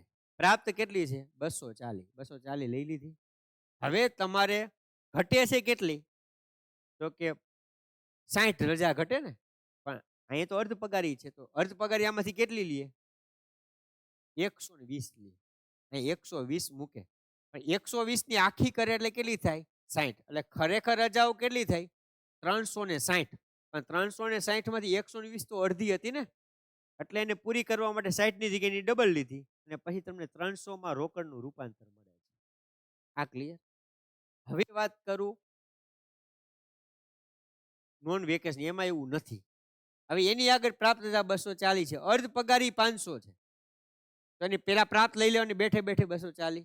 હવે 500 માંથી અહીંયા કેમ ભાઈ ઘટતી હતી, આપણે 60 પૂરી તો 120 આ ડબલ લઈ લીધી. તો નોન વેકેશનલમાં અહીંયા 120 નો લઈ શકાય, એને તો 60 જ લેવાની રહી. એટલે અહીંયા 240 નો આખો પગાર મળે અને 60 નો એનો અડધો પગાર મળે. એટલે રજા એની 300 થાય, પણ આખા દિવસની રજા ગણીએ તો એને માત્ર ને 270 દિવસની રજા મળે. જો ને 500 રજા મળી હતી તોય. એટલે એ અહીંયા શિક્ષકોની અહીંયા ફાયદો થાય. પણ આવું બને નહીં, કારણ કે આને દર મહિને પ્રાપ્ત રજા મળતી 300 ઉપર તો 100% થઈ જ જવાની છે. દર વર્ષે એને મળે 30 રજા, તો 10 વર્ષની નોકરી માટે 300 રજા થઈ જાય. એટલે ખરેખર થાય નહીં, પણ આ તો ખાલી એક્ઝામ્પલ તમને આપું. અને ધારો કે કોઈ શિક્ષકો આગળ સમજાવું કે ધારો કે કોઈ શિક્ષક આગળ પ્રાપ્ત રજા 0 છે અને અર્ધ પગારી 600 છે, તો ડાયરેક્ટ અહીંયા 0 ને ડાયરેક્ટ અહીંયા 600 એ 600 લઈ અને 300માં તમને રોકડ રૂપાંતર મળી જાય. પણ ધારો કે તમારે પ્રાપ્ત 0 છે, અર્ધ પગારી 500 છે. તો અહીંયા 0 ને 0, અહીંયા 250. તો અહીંયા તમને 250 નું રોકડમાં રૂપાંતર મળે. ક્લિયર? એટલે આ ખબર હોય, આ તમને ના ખબર હોય, એટલે આ એક વિશેષ હતું. 65મો નિયમ છે, નિવૃત્તિ સમયે રજા રોકડમાં રૂપાંતર. એમાં નાણા વિભાગના જે થયેલા છે, 2010નો ઠરાવ છે, 2014નો છે, મોટી શિક્ષાના કારણે ફરજિયાત નિવૃત્તિના કિસ્સામાં પણ રૂપાંતર આપી શકાય છે. પછી નાણાં વિભાગ 2008નું નોટિફિકેશન છે, જો સક્ષમ અધિકારીને લાગે કે આખરી નિર્ણયના અંતે કોઈ રકમ વસૂલ કરવાની શક્યતા છે, તો રજાનું રોકડ રૂપાંતરની પૂરેપૂરી રકમ અથવા તો કોઈ ભાગ, તેનો ભાગ રોકી પણ શકે છે અધિકારી. નો પણ આપે કાંઈ સજામાં કેમ કે હોય તો. ચૂકવવા પાત્ર રજા પગારની રોકડ રકમની ચૂકવણી 30 દિવસનો મહિનો ગણવાનો રહેશે. દાખલા તરીકે 30 દિવસનો મહિનો, દાખલા તરીકે ત્યારે કોઈ કર્મચારીનો પગાર 1 લાખ રૂપિયા છે, ભાગ્યા 30. આનો જે જવાબ આવે ને એને ગુણ્યા કેટલા કરવાના? 300. 300 રજા હોય, જેટલી રજા હોય ટૂંકમાં, વધુમાં વધુ 300. તમે કહો 800 રજા હોય તો 300 જ મળે. રજાના પગારમાં મળવાપાત્ર મોંઘવારી ભથ્થું, નોન પ્રેક્ટિસ ભથ્થું અને સ્થાવર વળતર ભથ્થાનો સમાવેશ થાય છે વય નિવૃત્તિના કિસ્સામાં. પણ કર્મચારી વય નિવૃત્તિ થાય અથવા જ્યારે તેને નિવૃત્ત કરવામાં આવે ત્યારે અમલમાં હોય તેવા દરે મળવાપાત્ર મોંઘવારી ભથ્થું ચૂકવા છે, પણ સ્થાનિક વળતર ભથ્થા મળવાપાત્ર નથી. ક્યારે? સ્વૈચ્છિક નિવૃત્તિ અથવા ફરજિયાત નિવૃત્તિ લેવડે. ફરજિયાત નિવૃત્તિ શું છે? તમને કે કોઈ કર્મચારી છે એ કોઈ સજાના રૂપે છે, ત્યારે અધિકારી શું કે ફરજિયાત નિવૃત્ત થઈ જાય. અને ડિસમિસ કરે ને, આમે બે ફાયદા. ડિસમિસ કરે ને તો કર્મચારીને ઘણા બધા લાભ મળે નહીં. પણ ફરજિયાત નિવૃત્તિ અને બીજો અધિકારીને શું તેને કાગળિયા ઘણા બધા કરવા પડે, નોટિસ કેટલી બધી કરવી પડે. પણ એ ફરજિયાત નિવૃત્તિ, ફરજિયાત નિવૃત્તિ લઈ લ્યો તો અધિકારીને કાગળિયા ઓછા કરવા પડે અને પોલાને પણ શું મળે? મોટા ભાગના લાભ મળવા પાત્ર થાય. ફરજિયાત નિવૃત્તિ લેવડાવી તો આ તો મળે જ નહીં. સ્થાનિક વળતર, આ સ્થાનિક વળતર ભથ્થું શું છે તમને સમજાવી દઉં.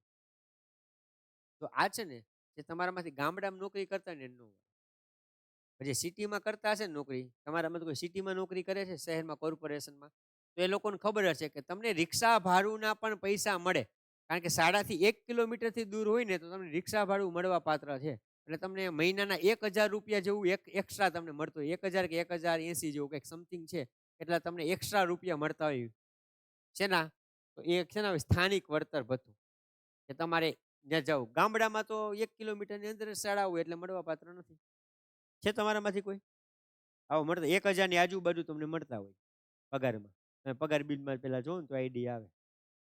પણ કોઈ સિટીમાં હશે એ લોકોને જ મળે, ગામડામાં હોય નથી મળતા.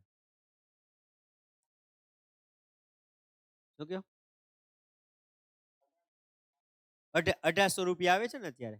તમે ક્યાં નોકરી કરો છો અત્યારે? ક્યાં?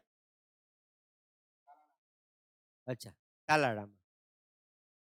હવે 68મો છે રજાના પગારની પેશગી. 30 દિવસથી વધુ રજા પર જતા 1 માસ સુધી રજા પેશગી આપી શકાય છે. પણ રજા પેશગીનું નાણાં વિભાગ 2020ના ઠરાવથી રજા પેશગી છે ને એ પણ કેન્સલ થઈ ગયેલ છે. રજા પેશગી પણ હવે છે નહીં. પ્રસૂતિ રજા 180 દિવસની 2014થી, પહેલા 135 દિવસ જ હતા. નાણાં વિભાગનો 3/10/2014નો ઠરાવ છે, 1/10/14થી હવે ગણાશે. અને 1/10/14 જે રજા ઉપર હતા ને એની રજા વધારી દીધી. 2 અથવા 2 થી વધારે હયાત બાળકો ન હોય ત્યારે. હવે જો આ છે ને એ જૂનામાં હતું, 2020માં નીકળી ગયું છે. 1 વર્ષની નોકરી હોય તો 0, 2 વર્ષની હોય તો અર્ધ પગાર અને 2 થી વધુ હોય તો પૂર્ણ પગાર. પણ આ યાદ રાખજો, આ જે છે ને નોકરીમાં લાગ્યા ત્યારે ફૂલ પગારથી નહીં, આ કે વિદ્યા સહાયકને પણ મળે છે, અત્યારે મળે છે, ત્યારેય મળતું. પણ આ નિયમ નીકળી ગયો છે. વિદ્યા સહાયક તરીકે તમે આજે લાગો ને કાલથી તમે પ્રસૂતિ રજા મૂકી શકો છો. પ્રેગ્નેન્ટ હોવા જોઈએ, બહેનોને જ મળે, ભાઈઓને પ્રસૂતિ રજા ન મળે. એને મળી પિતૃત્વ રજા મળે. પ્રસૂતિ રજા માટે અન્ય 60 દિવસ મેડિકલ વગેરે જોડી શકાય. આગળ આપણે વાત કરી. રાજ્યત્વ સેવા દરમિયાન પગાર નિયોજક ભોગવવાનો રહે. આ શું છે? તો કે કોઈ એક બેન છે અહીંથી દાખલા તરીકે એને રાજસ્થાનમાં એને પ્રતિનિયુક્તિ થઈ અમુક વર્ષો માટે 2-5 વર્ષ માટે અને ન્યા એને પ્રેગ્નન્સી આવે છે તો ન્યા એનો પગાર રજાનો પગાર રાજસ્થાન સરકારે જ આપવાનો છે. પ્રસૂતિ રજા 2006 નો ઠરાવ છે, 9 નો ઠરાવ છે. હવે જો 5/9/2000 આ ખાસ સમજવા જેવું છે. 5/9/2000 એ નિમણૂક થઈ. 5/9/2016 એ ફૂલ પગારમાં આવે. હવે આમાં મેં તમને કીધું કે પ્રસૂતિ હોય, પિતૃત્વ હોય, આમાં તમારી વિદ્યા સહાયકની પણ મળવાપાત્ર છે. હવે ખરેખર 5/9/11 હોય તો 5/9/2016 ફૂલમાં આવી જવા જોઈએ ને. પણ 5/9/16 પ્રસૂતિની 6 મહિનાની રજા લે છે તો ખરેખર એ બેન છે ને 5/3/2017 ફૂલ પગારમાં આવે. યાદ રાખજો, આ જે 6 મહિના છે એ ખરેખર ફૂલ પગાર આવવા માટે નહીં, પણ એનો જે 5 વર્ષનો જે સમયગાળો છે ને એના માટે, એમાં જે ખરેખર ચેક કરવાનું હોય ને કે યોગ્ય કામગીરી છે કે નહીં. 5/3 જ્યારે 5/3/17 ફૂલ પગારમાં આવી જાય ને ત્યારે આગળના 6 મહિનાનું એરિયસ આપવાનું. હવે તમે ફૂલમાં ભલે 6 મહિના પછી આવ્યા પણ આમાં એની સિનિયોરિટી પાછળ જશે નહીં. ફૂલ પગાર ગણવાનો ક્યાંથી? ખરેખર તો અહીંથી જ ગણાશે, પણ એને 6 મહિના લેટ ફૂલ પગાર આપવાનો અને 6 મહિનાનો જે ઓછો આપ્યો હોય ને એ એરિયસ સ્વરૂપે પાછો આપવાનો.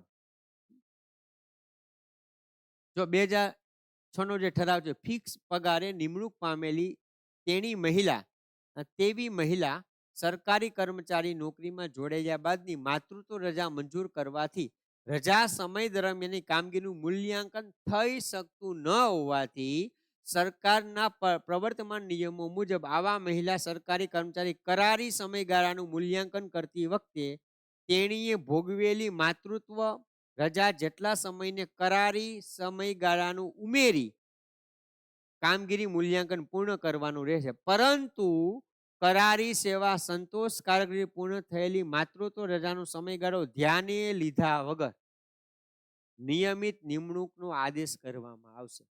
અને પેલી 6 મહિના છે એ 6 મહિના જે છે ક્યાંય ટૂંકમાં એને અસર કરશે નહીં. હવે પિતૃત્વ રજા 2 કે 2 થી વધુ બાળકો હયાત હોય તો મળે, 15 દિવસની મળે. બાળકનો જન્મ થાય પછી જ પિતૃત્વ રજા મળે એવું નથી. એની પત્નીની તબિયત ડિલિવરી પહેલા સારી ન હોય તો પહેલા પણ લઈ શકે છે, પણ મળે 15 દિવસ, સામાન્ય રીતે પછી લેતા હોય છે. કસુઆવડ કે ગર્ભપાત આ ખાસ સમજવા જેવું છે. હવે જ્યારે ગર્ભપાત શબ્દ છે ને એ જે નિયમો છે ને એને કસુઆવડનો એને સમાનાર્થી આપ્યો છે. ગર્ભપાત શબ્દ છે ને, ગર્ભપાત એ ત્યારે તમે પ્રશ્નમાં આવે ને ત્યારે સમજવો પડે.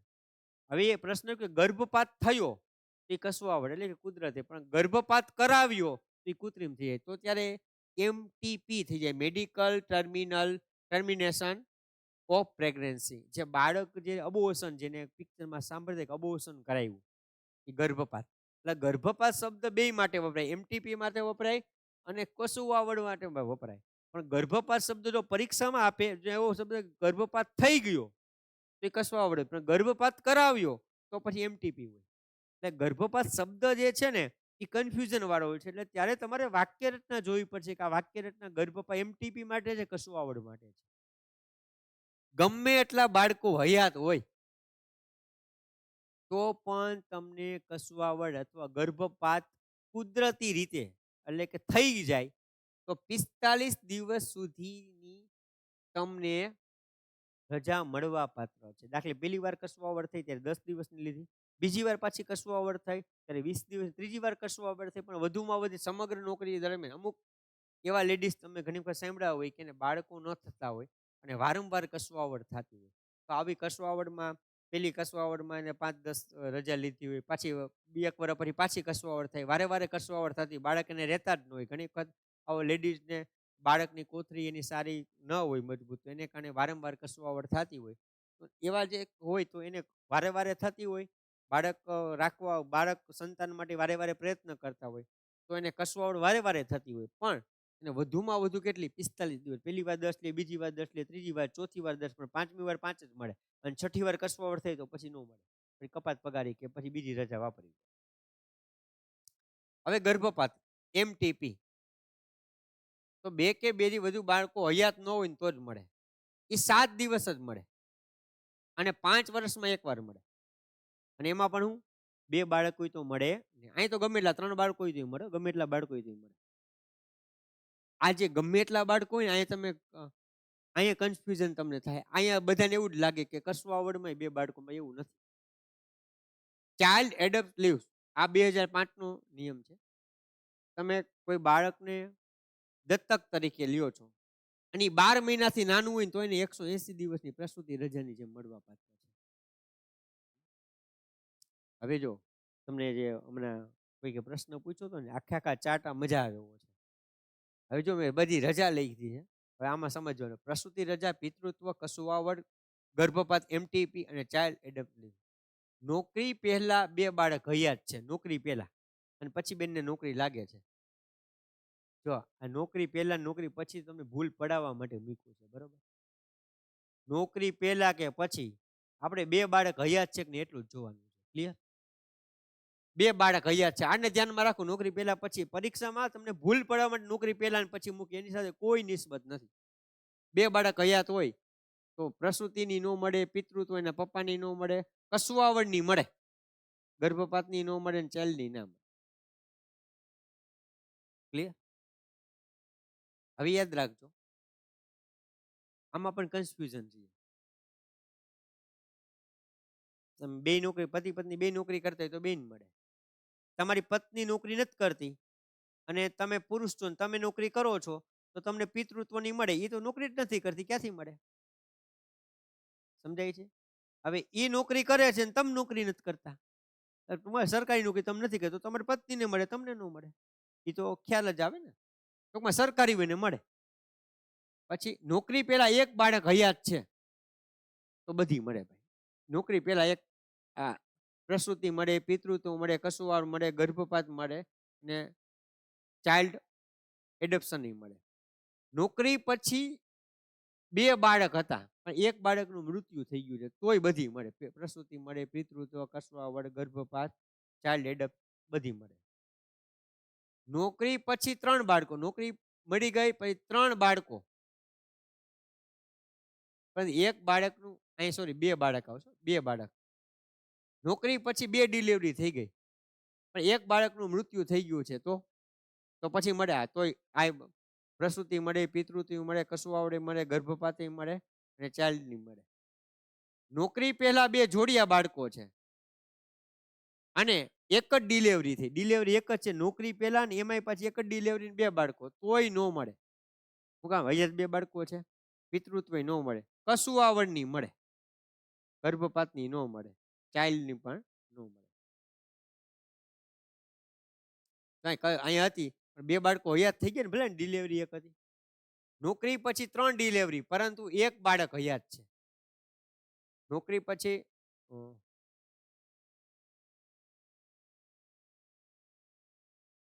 નોકરી પછી 3 ડિલિવરી, નોકરી પછી 3 ડિલિવરી થઈ બરોબર. પણ બાળક અત્યારે કેટલું છે? 1 જ હયાત છે. અને 3 ડિલિવરી થઈ 2 ની મેળી હોય 1 ની નો મેળી હોય એમાંથી 2 મૃત્યુ પામ્યા 1 જ બાળક હયાત છે તોય બધી રજા મળવા પાત્ર છે. નોકરી પછી વાત જોજો. નોકરી પછી 2 ડિલિવરી પરંતુ 1 બાળક બીજાને દત્તક આપી દીધું છે તો પણ મળવા પાત્ર થાય. આવું કોણ કરે તમને ખબર છે ને? હવે કોઈ ચૂંટણીમાં સરપંચમાં ઉભા રહીએ ને હવે 3 બાળકો હોય. આ નિયમ એવું છે કે 2 બાળકો હોય જ ઉભા રહી શકે એટલે શું કરે પોતાની ઘરે જ રહેતા હોય 3 બાળકો પણ 1 બાળકને શું કરે બીજાને દત્તક આપી દે. ઓફિશિયલી આ ઓફિશિયલી આપવું પડે અને પછી કંઈક ભલે મારે 3 બાળકો તો 1 બાળક તો દત્તક આપી દીધું હવે 2 જ ગણાય. એટલે અહીંયા 2 બાળકો છે એકબીજાને દત્તક આપી દીધું હોય પછી પાછી ડિલિવરી થઈ તો એને મળવા પાત્ર તો છે. હા ત્યારે દત્તક આપેલું છે એનું જે ડોક્યુમેન્ટ છે એ ત્યારે સાથે જમા કરાવવા પડે.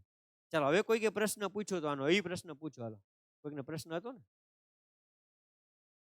કે અસાધ્ય રજામાં કર્યું ટ્રાન્સફર કે નથી હાજર? હવે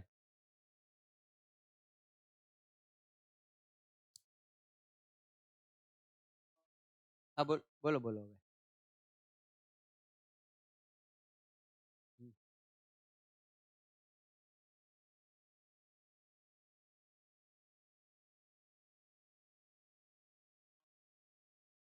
કાંઈ સમજાણું નહીં, પ્રશ્ન નો સમજાણો. એને રજા કઈ મૂકી હતી? આ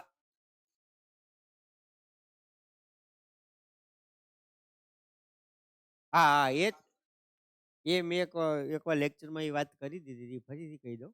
એ તો વેકેશનલને મળવાપાત્ર હતી અને પછી જ્યારે રાજ્ય સરકારનું ઓડિટ હતું ને, નાણાં વિભાગનું, એ જ્યારે ઓડિટમાં ગયું ને ત્યારે કીધું કે ભાઈ આ તો વેકેશનલ ને નોન વેકેશનલ ન મળે. એટલે પાછી બધાની જે કપાત પગારી હતી એમાંથી કાપી નાખી, પછી બધા એવું કર્યું હતું. એટલે એ તો શું છે કે રાજ્ય સરકારની ભૂલ હતી જે તે સમયે. આનંદીબેને જે સમય આપી દીધી કે ભાઈ સ્પેશિયલ લીવ, સ્પેશિયલ લીવ જે ફિક્સમાં હતા અને નોન વેકેશનલ હતા એને જ મળવાપાત્ર છે એવું કહી અને પછી કારણ કે એ ઓડિટમાં જ કેન્સલ થઈ હતી એટલા માટે. ઓકે, ચાલો આમાં કોઈને પ્રસ્તુતિમાં કોઈ પ્રશ્ન છે? આમાંથી એક પ્રશ્ન 100% હશે હો. પણ આમ એવી રીતે ચાર્ટ બને કે આમાં બધું તમને સમજાઈ જાય. છે કોઈ એમાં કોઈ પ્રશ્ન? ડન. હવે આ સિવાય બીજું ખાસ નહીં, ઈરાદાપૂર્વક કરેલ ઈજા માટે ખાસ અશક્તતા. ઈરાદાપૂર્વક એટલે પોતે ને પોતે કર્યું હોય અથવા તો બીજા કોઈના ઉપર ઈરાદાપૂર્વક મારેલું હોય, ઈજા કરેલી હોય તો 12 માસથી વધુ રજા ન મળે. અને અશક્તતાની રજા અન્ય રજા સાથે જોડી શકાય. બનાવના 3 માસમાં પ્રગટ થાય. ઘણા મૂઢ માર માર્યો હોય તો એ ન ખબર પછી ખબર પડે, પણ 3 મહિનામાં ખબર પડી જોઈએ. 120 દિવસની પ્રાપ્ત રજાના દરે અને ત્યારબાદ અડધો પગાર જે છે મળવાપાત્ર છે. અકસ્માતની અશક્તતાના રોગને કારણે હોય અથવા તો રોગનું કારણ ચોક્કસ પ્રકારની ફરજમાં હોય, સીધા કારણરૂપ હોય, મેડિકલ પ્રમાણ આધારિત બીજી રજા સાથે પણ જોઈ શકે અકસ્માત. પછી હોસ્પિટલ રજા આ માત્ર વર્ગ 4 ને જે જોખમી કામકાજ કરે છે તેમને હેડ કોન્સ્ટેબલ છે, નશાબંધી છે, આબકારી કારકુન છે, 4400 ઓછા પગારવાળા જે છે, જંગલ ખાતાના કારકુન છે, આ સિવાયના કર્મચારીને મળે. આના સિવાયના 28 માસથી વધુ નહીં, અડધો પગાર મળે, 3 વર્ષ અને 3 માસ પૂરા. નાવિકો માટે આપણે કાંઈ ખાસ પૂછ્યું નહીં, 6 અઠવાડિયા, 56 દિવસ, 3 માસથી વધુ નહીં અને 90 દિવસ. અને ક્ષય, કેન્સર, કુષ્ઠ હોય તો આરોગ્યના એના માટે નિયમો વખતો વખતના બને છે. પછી આવે અભ્યાસ રજા. 77 નંબર યાદ રાખવાની છે. અભ્યાસ રજા મંજૂરી માટેની શરતો 5 વર્ષની નોકરી હોવી જોઈએ. યાદ રાખો, આ ગેજેટેડ ઓફિસરને જ મળે, શિક્ષકો ન મળે. નિવૃત્તિને 3 વર્ષ બાકી ન હોવા જોઈએ. 3 વર્ષ બાકી હોય તો ન મળે. અને આ લીધા પછી ડાયરેક્ટ તમે રાજીનામું આપી દો તો એનું હાલે. રજા લઈને અભ્યાસ કર્યા પછી અભ્યાસ માટે અધિકતમ સમયગાળો કેટલો છે? 12 માસ હોય એક સાથે અને 24 માસથી વધુ નહીં. સમગ્ર નોકરી દરમિયાન 24 માસ સુધી મળે. વેકેશન આની અંદર આવી જાય. અભ્યાસ રજાનો હિસાબ અને બીજા પ્રકારની રજા સાથેનું સંયોજન કરી શકાય. વધુમાં વધુ કેટલું? 28 માસ. તમને અભ્યાસ રજા મળે છે એની સાથે બીજી રજાઓ જોડે વધુ 28 માસ. અભ્યાસ રજા દરમિયાન રજાનો પગાર તો 100 દિવસ સુધીનો જે છે ને એ પૂર્ણ પગાર એવું નથી, પણ પ્રાપ્ત રજાના જે નિયમ પ્રમાણે જે છે એ, અને બાકી પછી જે છે એ રીતે ગણવા પાત્ર હોય છે. પછી અડધો અડધો પગાર પછી હોય છે. બાકી પહેલા 100 દિવસ પ્રાપ્ત રજાના સરકારના નિયમ પ્રમાણે એ રીતે આપતા હોય છે. અભ્યાસ રજા સાથે ભથ્થું તો અભ્યાસ ભથ્થું મળે. પછી સ્ટાઇપન્ડ કે શિષ્યવૃત્તિ મળતું હોય તો એમાંથી અભ્યાસ ભથ્થું બાદ કરીને જે વધીને એટલું મળે. દાખલાથી કે અભ્યાસ ભથ્થું 5000 રૂપિયા મળે. હવે એમાં શિષ્યવૃત્તિ 4000 રૂપિયા, તો 4000 બાદ થઈને એને અભ્યાસ ભથ્થું 1000 રૂપિયા જ મળે. પણ અભ્યાસ ભથ્થું 5000 રૂપિયા છે અને શિષ્યવૃત્તિ 5000 છે તો એને કાંઈ ન મળે. અભ્યાસ ભથ્થું 5000 છે, શિષ્યવૃત્તિ 6000 મળે છે તો એને કાંઈ ન મળે. 24 માંથી વધુ અભ્યાસ ભથ્થું, અને એ 24 મહિના સુધીનું જ મળે. 28 માસ જાય તો 28 માસનું મળે. અભ્યાસ ભાષા ભારતમાં હોય તો 50% ડીએ, જે તમે જે ગ્રેડ પેમાં આવતો એ પ્રમાણે તમને મળતો હોય. ઓસ્ટ્રેલિયા, ન્યુઝીલેન્ડમાં 15 પાઉન્ડ, યુરોપમાં 1 પાઉન્ડ, યુકેમાં 16 પાઉન્ડ, યુએસએમાં 30 પાઉન્ડ. અન્ય ભથ્થા તો અભ્યાસ ભથ્થું અને મુસાફરી ભથ્થું સિવાય એ કોઈ મળે નહીં, અને અપવાદ રૂપમાં જ મુસાફરી ભથ્થું મળવા પાત્ર છે. અભ્યાસ પરથી પરત આવ્યાના 3 વર્ષની અંદર રાજીનામું આપે અથવા રજાનો પગાર, ભથ્થા આ બધું બમણી રકમ સાથે પાછું વસૂલવાનું થાય. આ તબીબી કારણોસર હોય તો વસૂલ કરવાનું ના થાય. એડવોકેટ જનરલની રજા પૂરા સમયના ન હોય તો 6 વર્ષની નોકરી બાદ એક જ વખત 6 માસથી વધુને એટલું અર્ધ પગારમાં હોય, અને પ્રમાણપત્રના આધારે 12 માસથી વધુને અડધા પગાર માટે સાહેબ આ કાંઈ ખાસ પૂછાય એવું નથી. અને કરારના ધોરણે નિમેલા સરકારી કર્મચારી રજા મંજૂરી ફક્ત સીએલ જ મળે છે. સીએલ નો નિયમ કયો આવશે? 97. બસ. આ સિવાય સીએલનું જે 1961માં જે નિયમ થયો કેલેન્ડર વર્ષમાં 12 મળે, એક માસની એક સામાન્ય રીતે. એક સાથે 8 રજા સીએલ મંજૂર થઈ શકે. આ ખાસ યાદ રાખો. આગળ પાછળ જાહેર જાહેર રજાને જોડીને. વચ્ચે આવતી જાહેર રજા સીએલ તરીકે ન ગણાય. વર્ષમાં વચ્ચે જોડાયેલ કર્મચારી એક માસની એક સીએલ એવી રીતે ગણવાની. એક અડધેથી આવે તો દાખલા તરીકે 10મા મહિનામાં આવે છે તો 11મા અને 12મા મહિનાની 2 સીએલ ગણવાની. મરજિયાત 2 હોય છે દર વર્ષે. સામાન્ય વહીવટ વિભાગ 2081માં કરેલો છે. અને ટ્રેકિંગ રજા જે કીધું 30 દિવસની સમગ્ર નોકરી દરમિયાન હોય છે, પણ અપ્રૂવ જે છે આમના દ્વારા હોય તો એ સંસ્થા ના જે ભણાય શું અપ્રુવલ જો મરજિયાત રજા મળે જ છે. પણ મરજિયાત રજા શું હોય છે કે મરજિયાત રજાનું લિસ્ટ આવે. કોઈ રજા જાહેર રજા હોય ને એની સાથે જોડેલી હોય. એ જ દિવસે તમે મરજિયાત રજા લઈ શકો. વિદ્યા સહાયકને મળતી નથી. ફૂલમાં આવ્યા પછી જ મળે છે. ચલો હવે કોઈને કઈ પ્રશ્ન હોય, આપણે આખું ભણ્યા એ બધું આવી ગયું. પર્સનલ સીએલ રજા 12 મળવા પાત્ર, મરજિયાત 2 મળવા પાત્ર, પ્રાપ્ત રજા માટે 46મો નિયમ, એલટીસી માટે 47મો, પ્રાપ્ત રજા વેકેશન માટે 52, અર્ધ પગારી માટે 57, રૂપાંતર 58, બિન માટે 59, અસાધારણ માટે 60, પછી 61 કઈ ખાસ નથી. રજાનું રોકડ 65, પ્રસૂતિ 69, 70 પિતૃત્વ, 71 કસુઆવર અને 78 અભ્યાસ રજા. એટલે આટલા ક્રમ પણ યાદ રાખજો. ચલો